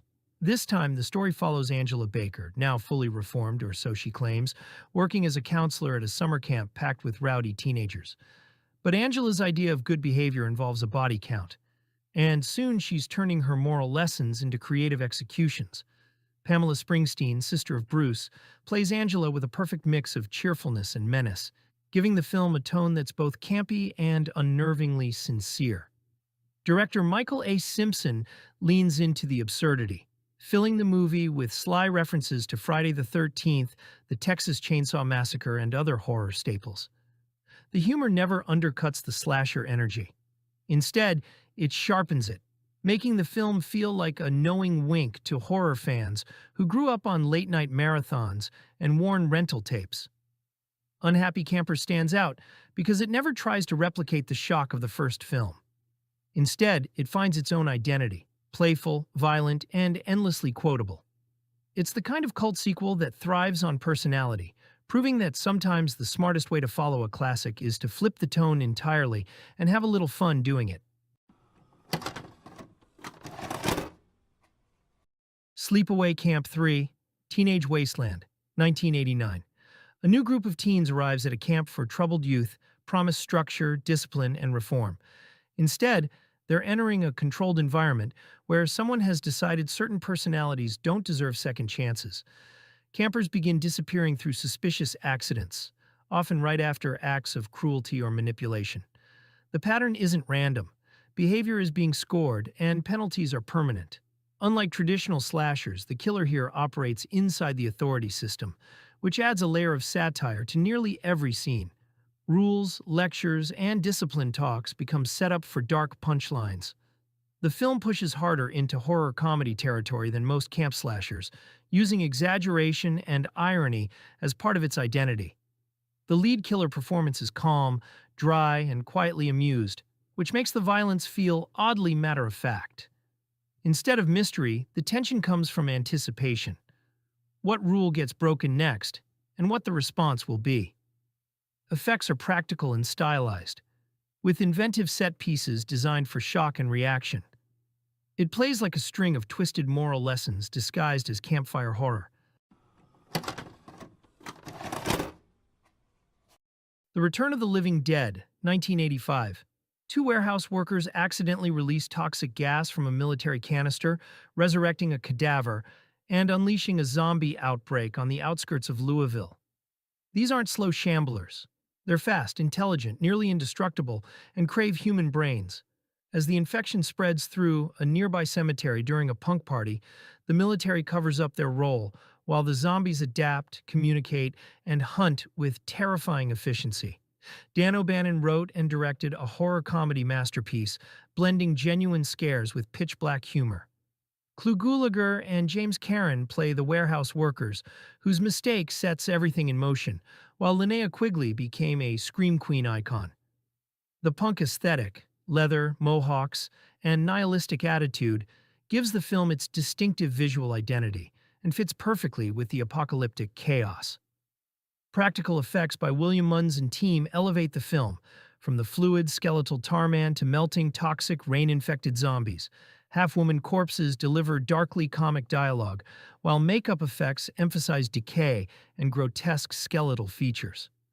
The Return of the Living Dead left a lasting mark on zombie cinema, popularizing brains as zombie speech, establishing running zombies, and proving horror comedy could be both funny and frightening, all set to a punk soundtrack that became iconic. Return of the Living Dead Part 2, 1988. Military canisters containing zombie-creating gas are lost in transit, one ending up in a small town where curious kids open it. The toxic chemical raises the dead from a nearby cemetery, creating nearly indestructible zombies. Survivors, including a cable installer, the children, and local townspeople, scramble to stay alive as the military attempts drastic containment measures. Directed by Ken Wiederhorn, the sequel retreads the original's premise with a broader, family-friendly approach. James Karen and Tom Matthews return as different characters in familiar situations, while gore and dark humor are replaced with slapstick comedy. The punk aesthetic and countercultural edge are gone, swapped for suburban mainstream appeal. Practical effects remain solid, with makeup showcasing various states of decay. Zombies retain intelligence and speech, but the comedy undercuts genuine horror. By copying the original while removing its edge, Part 2 lost what made the series special, proving that The Return of the Living Dead worked because of its unique tone and style, not just the zombie premise. Return of the Living Dead 3, 1993. Return of the Living Dead 3 takes the familiar zombie genre and gives it a darker, more emotional twist.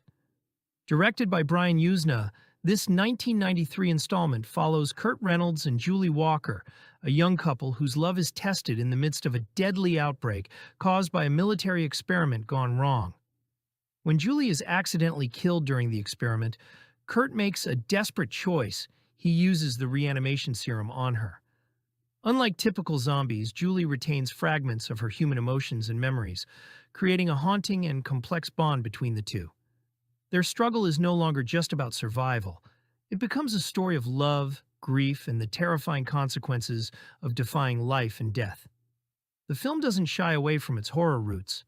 Practical effects and makeup bring Julie's transformation to life in vivid, sometimes grotesque detail. As her body deteriorates, the tension rises, blending elements of body horror with the emotional weight of her struggle to cling to humanity. These sequences are both unsettling and strangely poignant, giving the film a unique edge compared to standard zombie fare. Mindy Clark delivers a standout performance as Julie, capturing both vulnerability and the eerie menace of a creature caught between life and death.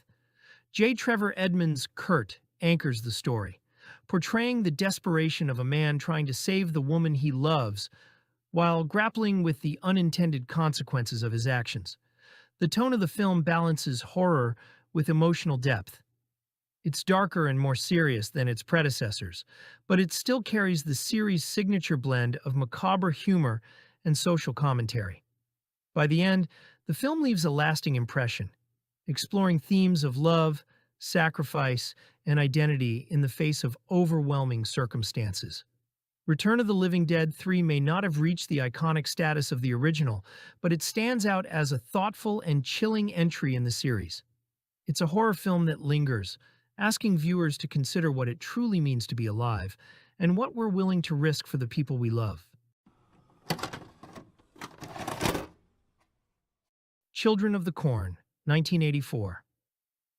In the rural town of Gatlin, Nebraska, a young couple traveling through the Corn Belt stumbles upon a community dominated by children who have murdered the adults in devotion to a mysterious deity called He Who Walks Behind the Rows.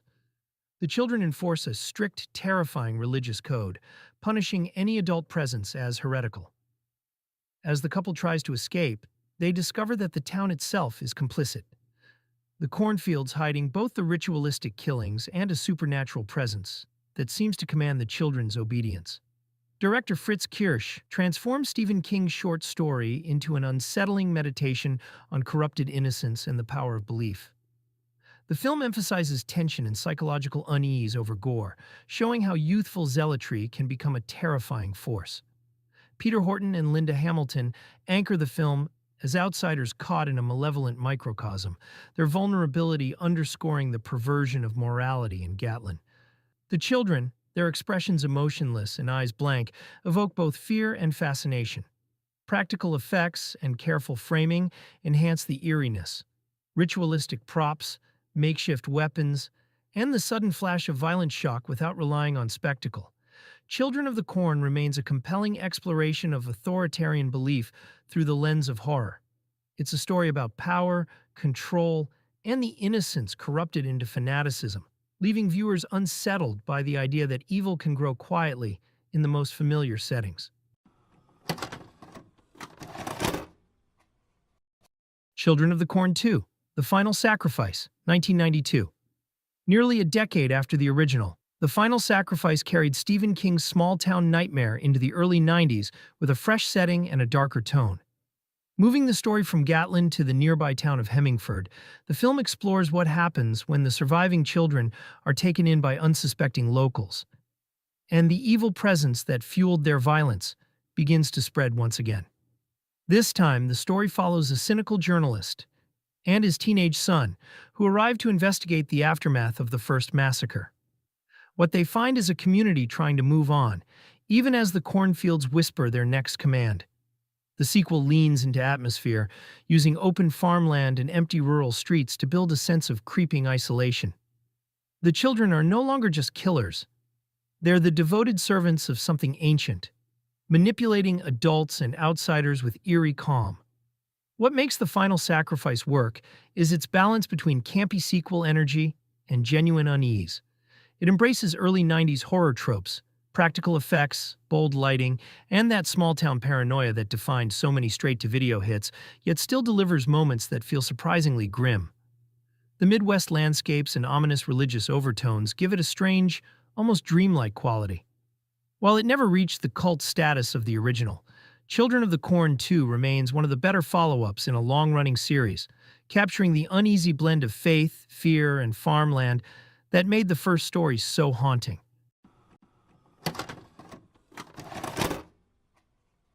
Children of the Corn 3, Urban Harvest, 1995. Two orphan brothers from Gatlin, Wide-Eyed Joshua and sinister young Eli, are adopted by a Chicago couple desperate for a family. But Eli hasn't left the cult behind. Smuggling sacred seeds, he plants a forbidden cornfield in an abandoned urban lot. And soon the city's skeptical teens start falling under his spell. Director James D.R. Hickox boldly transplants the terror to Chicago's concrete jungle, trading endless rural rows for shadowy alleys, high-rise backlots, and crowded schools. The clash is electric, ancient rural fanaticism infiltrating modern indifference. Daniel Cerny chills as the pint-sized preacher Eli, his deadpan sermons turning classmates into killers, including fleeting glimpses of future star Charlize Theron among the blank-faced followers. Practical effects go wild. Gruesome impalements, body horror transformations, ritual sacrifices in unlikely places, all amplified by eerie lighting and disorienting cityscapes that trap victims just as effectively as any corn maze. No fields needed. Urban Harvest proves the entity's reach is limitless, showing how fanaticism thrives anywhere weakness exists. In the heart of the city, an old nightmare finds terrifying new soil to grow. Leprechaun, 1993. A family in rural North Dakota unknowingly releases a malevolent creature that's been trapped in their basement for a decade. The leprechaun escapes with one goal: recover his stolen pot of gold. Anyone who gets in the way is punished with magic, taunts, and elaborately cruel deaths. What follows is a strange blend of fairy tale logic and slasher mayhem, where greed is always answered violently. The film lives or dies on its title character, and Warwick Davis commits completely. His leprechaun is gleefully malicious, switching between nursery rhyme mockery and outright cruelty without warning. The performance is cartoonish, but controlled, giving the creature personality rather than just makeup. Jennifer Aniston, in her feature debut, plays the practical survivor of the group, grounding the chaos just enough to keep the film from floating away entirely. The violence is inventive, rather than graphic. Pogo sticks, bear traps, and magical tricks drive the kills, favoring absurdity over realism. Practical effects keep everything tactile, while the creature design allows Davis to remain expressive under heavy prosthetics. Irish folklore is treated loosely, functioning more as flavor than mythology, but it gives the villain his fixation and rules. Leprechaun failed theatrically but found its audience on home video, where its odd tone became a feature instead of a flaw. It launched a franchise that would lean harder into camp, but the original still balances menace and mischief in a way later entries abandon. Messy, memorable, and powered by a committed central performance, it's a horror oddity that refuses to be forgotten. Leprechaun 2, 1994.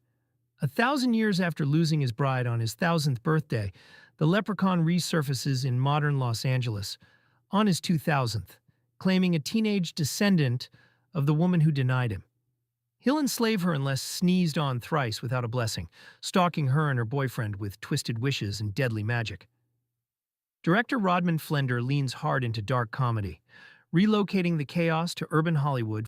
Warwick Davis returns with gleeful rhyming malice, more cartoonish threat than horror. Siobhan Durkin plays the cursed bride, Charlie Heath, her desperate boyfriend, racing to break the claim.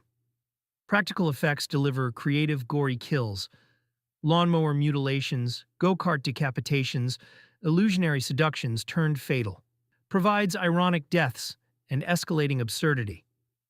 Leprechaun 2 fully embraces camp over scares, proving franchise viability through relocation, new goals, and dark humor. The wish mechanic and urban backdrop set the template for sequels, turning a pint-sized monster into a reliably entertaining, rhyming menace. Leprechaun 3, 1995. A petrified leprechaun arrives at a Las Vegas pawn shop. Removing his medallion revives him, and unleashes mayhem as he hunts his magic shilling through neon-lit casinos. The coin grants wishes, but slowly turns its holder into a leprechaun. College student Scott pockets it, triggering a grotesque transformation he must reverse before it's complete, all while surviving the original creature's murderous pursuit. Director Brian Trenchard Smith brings fast pacing and visual flair to the franchise's most entertaining entry. Warwick Davis revels in the Vegas chaos, rhyming threats amid showgirls, Elvis impersonators, and gamblers. John Gatins grounds the body horror comedy as Scott's makeup stages turn him monstrous. Practical effects shine, exploding breast implants, body inflations, roulette deaths, and elaborate magical violence, all played for dark laughs in neon excess. Leprechaun 3 hits the series' sweet spot. Self-aware horror comedy with quotable Davis one-liners, creative kills, and just enough plot to connect the mayhem. Vegas provides the perfect backdrop for peak absurdity, before later entries gleefully jump the shark. The Howling, 1981. Joe Dante's The Howling brought werewolf cinema into the 80s with a perfect blend of humor, horror, and groundbreaking transformation effects. A television anchor suffering from trauma checks into a remote therapeutic retreat called The Colony, only to discover it's populated by werewolves. Dante fills the film with in-jokes for horror fans. Character names reference werewolf movie directors. Dee Wallace anchors the story with grounded vulnerability, while Patrick Macnee and Christopher Stone play werewolves with very different philosophies about their cursed existence. Robert Picardo brings manic energy as Eddie Quist, the lycanthrope who enjoys what he's become. Rob Bottin's transformation effects were revolutionary, created in direct competition with Rick Baker's work on An American Werewolf in London. The sequence where Eddie transforms is agonizingly detailed, skin rippling, bones cracking, snout extending through elongating facial structure. Bottin used air bladders, mechanical prosthetics, and makeup wizardry to achieve effects that still impress decades later.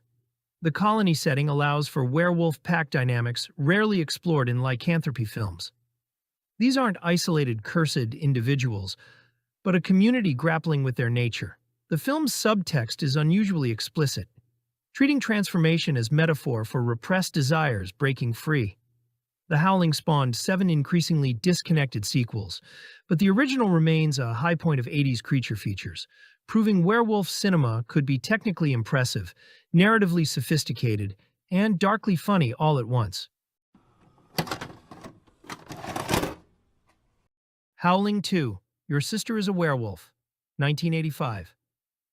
After the first film, Karen White's brother investigates her death and teams up with an occult investigator who warns that the werewolf queen Sturba rules from Transylvania. Traveling to Eastern Europe, they infiltrate Sturba's cult, which celebrates the werewolf bloodline through elaborate rituals and orgies.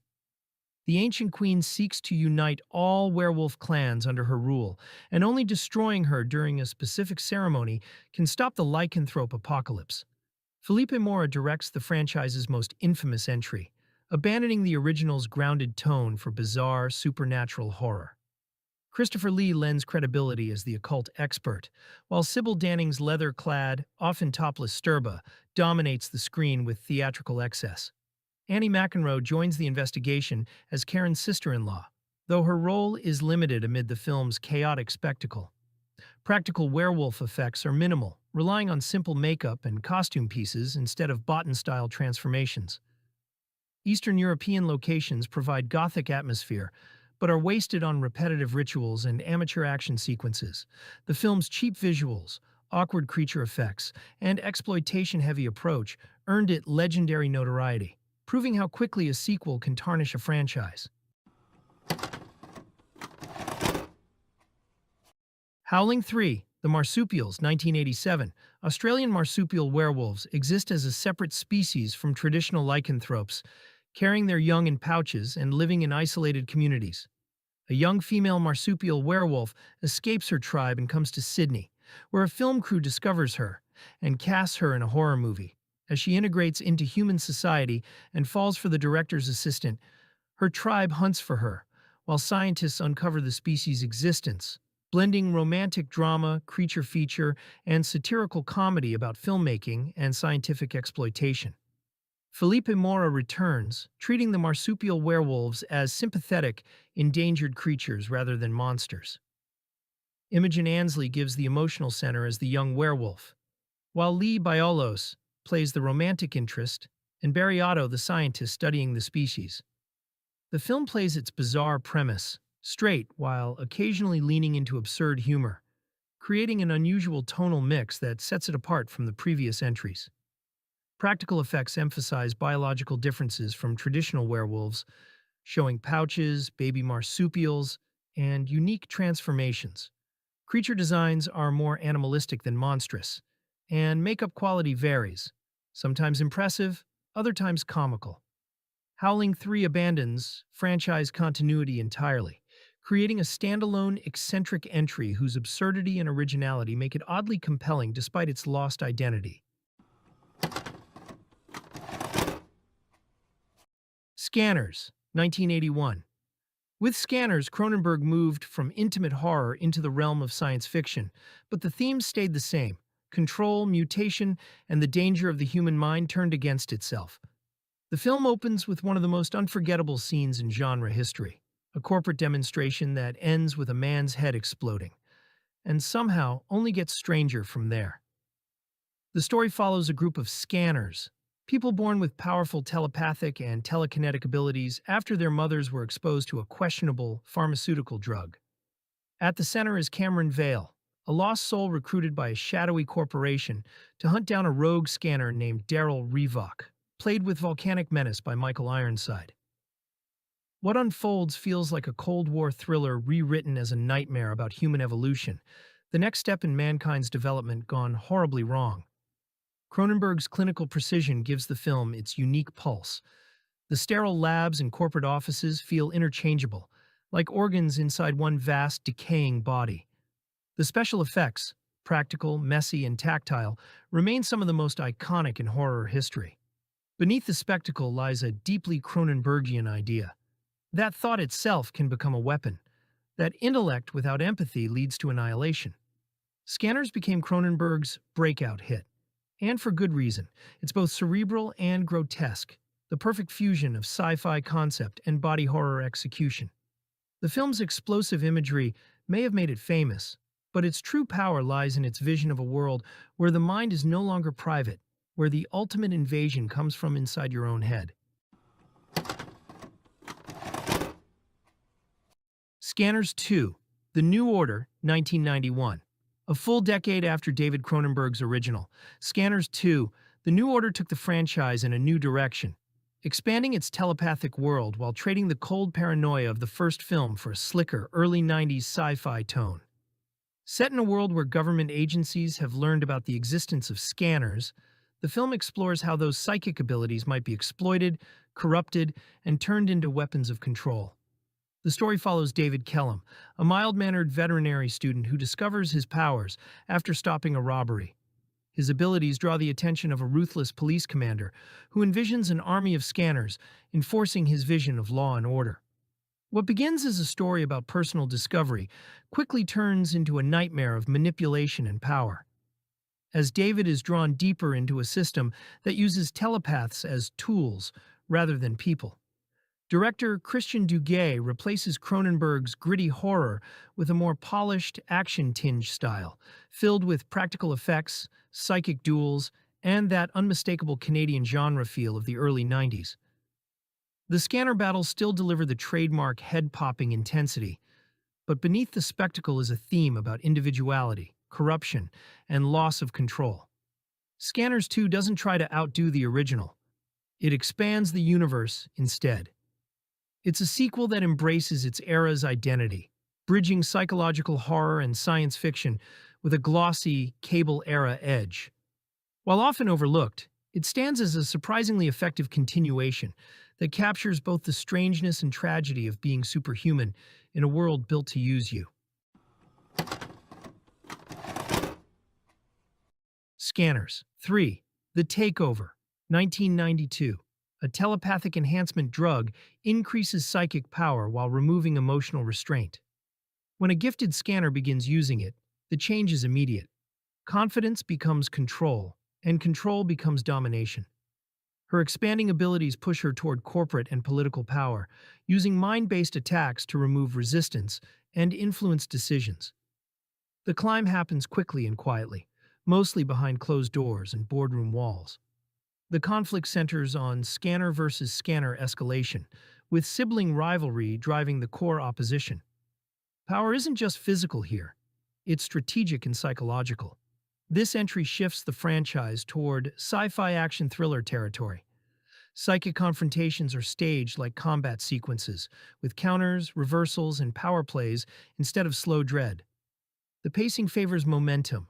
Plans unfold, alliances break, and confrontations stack closer together as the takeover progresses.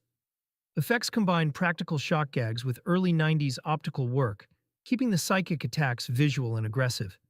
It's the most overtly action-driven chapter in the series.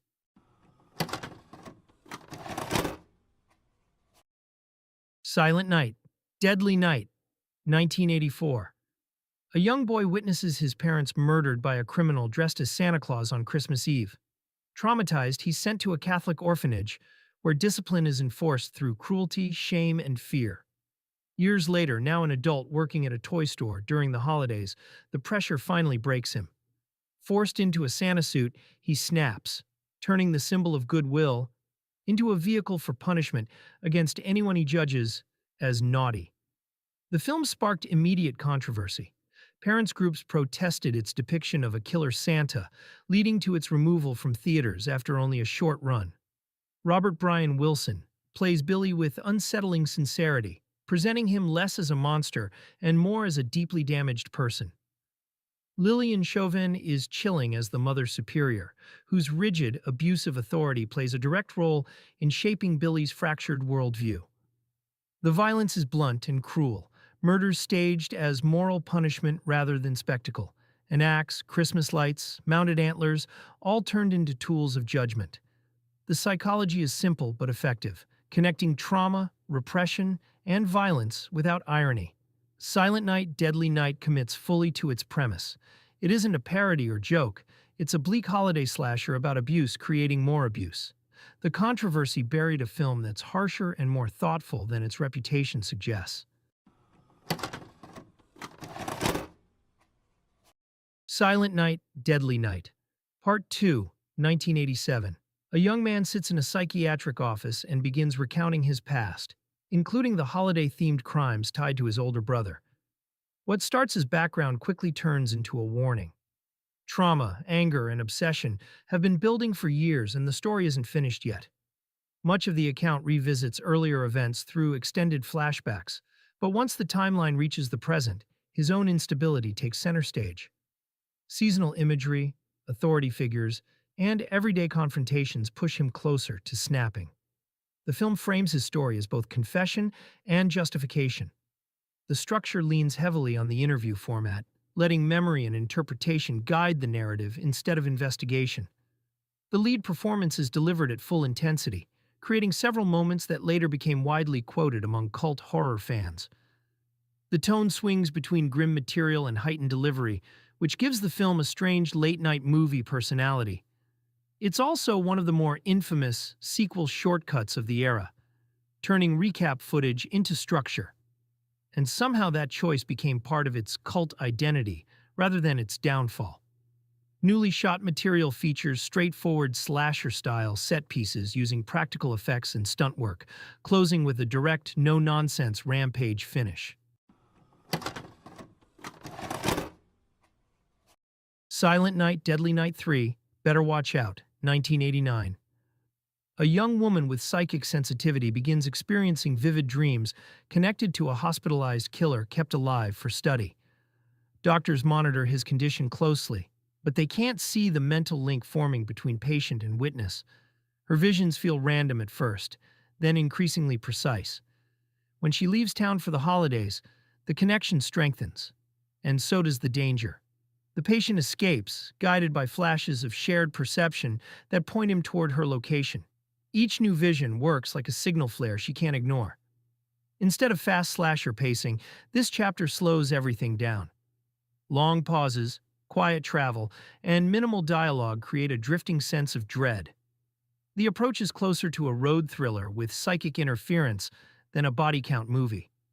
The villain's altered design, including the clear cranial dome effect, gives the film a distinct visual hook that sets it apart from the rest of the series. It plays like an experiment inside a franchise sequel, less about shock, more about mood, distance, and inevitability. Violence is present but restrained, with emphasis on pursuit, psychic connection, and atmosphere over spectacle. Prom Night, 1980. When people talk about the golden age of slashers, Prom Night often gets overshadowed by louder American titles. But this Canadian production helps shape the template just as much as any of them. It's a time capsule of disco, paranoia, and small-town secrets, wrapped in one of the most iconic horror setups of the era. The story begins with a tragedy, a young girl's accidental death during a cruel game. Years later, her classmates, now teenagers, are preparing for prom, unaware that someone hasn't forgotten what happened. As the night unfolds, a masked killer begins crossing names off the list, and the celebration turns into a slow, stylish panic. Jamie Lee Curtis headlines the cast, fresh off Halloween, and she grounds the movie with real charisma. But what makes Prom Night stand out is its atmosphere. Director Paul Lynch leans heavily on suspense and misdirection rather than gore, and the result feels more polished and moody than many of its American peers. Add in that unforgettable disco-drenched prom sequence, complete with full choreography, and you've got something that feels both ridiculous and hypnotic in the best way possible. There's also a subtle Canadian restraint beneath all the glitter and blood, a quieter tone, colder lighting, and a sense of guilt that gives the film its staying power. It's not just about revenge, it's about memory, shame, and how tragedy lingers long after the lights fade. Prom Night may look like another early 80s slasher, but there's something more deliberate and mature underneath. It's slick, sad, and surprisingly classy, a perfect example of how Canadian horror could dance to its own beat, even when drenched in disco lights. Prom Night 2, Hello Mary Lou, 1987. Prom Night 2 is one of those sequels that barely connects to its predecessor. And that's exactly why it works. Instead of continuing the original's slasher storyline, this one reinvents the series as a slick, supernatural revenge tale with a mischievous streak. Set in the late 80s but haunted by the ghosts of the 50s, it turns a simple prom night setup into a stylish blend of teen melodrama, possession horror, and campy flair. The story centers on Mary Lou Maloney, a rebellious prom queen from 1957 whose tragic death becomes local legend. Decades later, her spirit is unleashed during prom season at the same high school, possessing an unsuspecting student and wreaking havoc on anyone who gets in her way.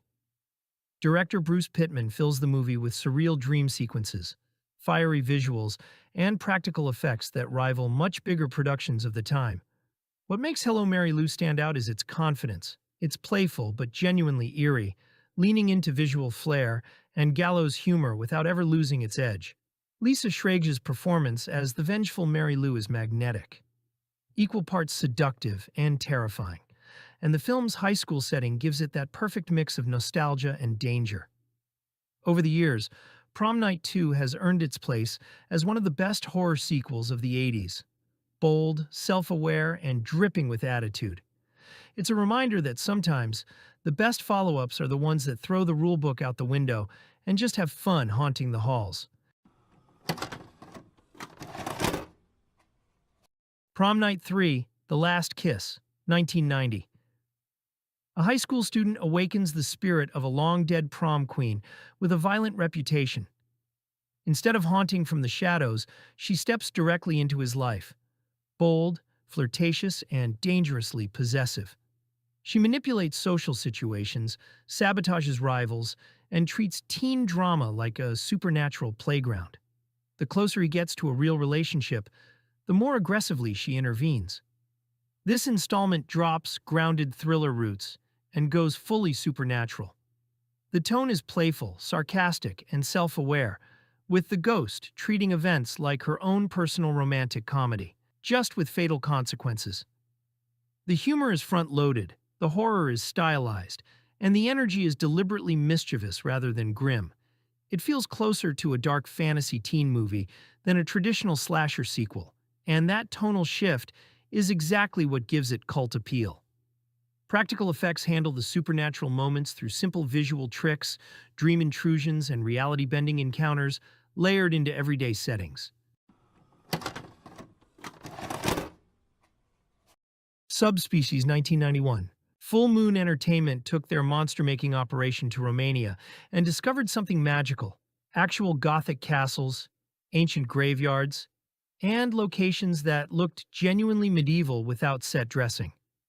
Subspecies follows three American students studying folklore in Transylvania who encounter Radu, an ancient vampire with elongated fingers and a face that nightmares are made of. His conflict with his more noble vampire brother over a bloodstone that drips the blood of saints becomes secondary to Radu's obsession with claiming one of the students for himself. Anders Hove plays Radu with theatrical menace and physical grotesqueness. The makeup and prosthetic fingers create a truly monstrous vampire that rejects any romantic interpretation. He's all predatory hunger and sadistic glee, a creature that feels genuinely ancient and evil. The titular subspecies are tiny demonic minions that birth from Radu's own fingers, stop-motion creations by David Allen that add surreal horror to the proceedings. Director Ted Nicolau uses the Romanian locations brilliantly, shooting in actual castles and cobblestone villages that give the film atmosphere beyond its modest budget. The cinematography captures genuine Gothic beauty. Moonlit castle towers, fog-shrouded forests, and crumbling crypts that don't need enhancement. Combined with practical creature effects and committed performances, Subspecies feels more authentic than many bigger-budget vampire films. The film spawned multiple sequels that continued Radu's story, building a surprisingly coherent mythology across Full Moon's catalog. It represents Charles Band's production company at a creative peak, when shooting overseas allowed them to deliver atmosphere and spectacle that elevated their creature feature formula into something genuinely atmospheric. Bloodstone Subspecies 2, 1993. Bloodstone Subspecies 2, directed by Ted Nicolau, continues the dark vampire saga started in the original Subspecies film. Released in 1993, this sequel follows the terrifying vampire Radu Vladislas, played by Anders Hove, as he grows more powerful and increasingly malevolent. The story picks up after Radu's brutal attack on a group of friends in Romania. Michelle, portrayed by Melanie Shatner, is one of the few survivors, and she remains haunted by the horrors she witnessed. As Radu seeks to reclaim a mystical bloodstone that amplifies his powers and strengthens his control over others, Michelle and her allies must confront not only him, but the supernatural dangers that come with such dark magic. What makes this film stand out is its atmosphere. Nicolau leans into the Gothic Romanian setting, using shadowy castles, fog-filled forests, and eerie candlelit interiors to create a tense and immersive environment. The practical effects, especially Radu's monstrous transformations and the Bloodstone's mystical energy, highlight the series' commitment to inventive, hands-on horror. The film also explores themes of power, seduction, and survival. Radu is not just a monster. He embodies the tragic, almost hypnotic allure of vampirism, making him both fascinating and terrifying. Michelle's struggle against him provides an emotional core, giving viewers someone to root for amid the dark, supernatural chaos. While it received mixed reviews upon release, Bloodstone Subspecies 2 has earned a cult following for its campy charm, atmospheric storytelling, and commitment to the vampire mythos. Anders Hove's performance as Radu, intense and unrelenting, remains a highlight of the film. By the end, the film delivers a blend of horror, dark fantasy, and gothic romance, immersing viewers in a shadowy world where the line between life and death is blurred, and death, human and monster, is chillingly blurred. Bloodlust Subspecies 3, 1994. Michelle, newly turned and struggling with her condition, is drawn deeper under the influence of the ancient vampire Radu. He sees her not just as a creation, but as a destined companion. She sees flashes of what she's becoming, and isn't sure she wants to resist anymore. Tracking them across Romania, her sister and a determined hunter race to reach her before the change feels permanent. The pursuit leads through ruins, tunnels, and strongholds tied to Radu's bloodline. Every delay gives his influence more time to take hold. This chapter plays less like a fresh start and more like a direct continuation, picking up emotional threads and pushing them further. The focus is on corruption, temptation, and divided loyalty rather than mystery. The central conflict is internal as much as physical. The villain remains theatrical and imposing, but also strangely mournful, which gives the story a dark, romantic edge beneath the horror surface. The heroine's arc is about identity, not just survival. Filmed on real Romanian locations, the movie leans heavily on castles, stone corridors, and underground chambers for atmosphere. Practical effects handle the vampire damage and decay moments, while the small demon-like subspecies creatures return through stop-motion animation. It's a mood-first vampire sequel, Gothic, continuous, and character-driven, built for fans who enjoy long-form supernatural mythologies. If you love discovering forgotten horror and cult cinema, hit that like button and subscribe for more deep dives into the films time forgot. Thanks for watching, and remember, always be kind and rewind, because every movie is someone's favorite.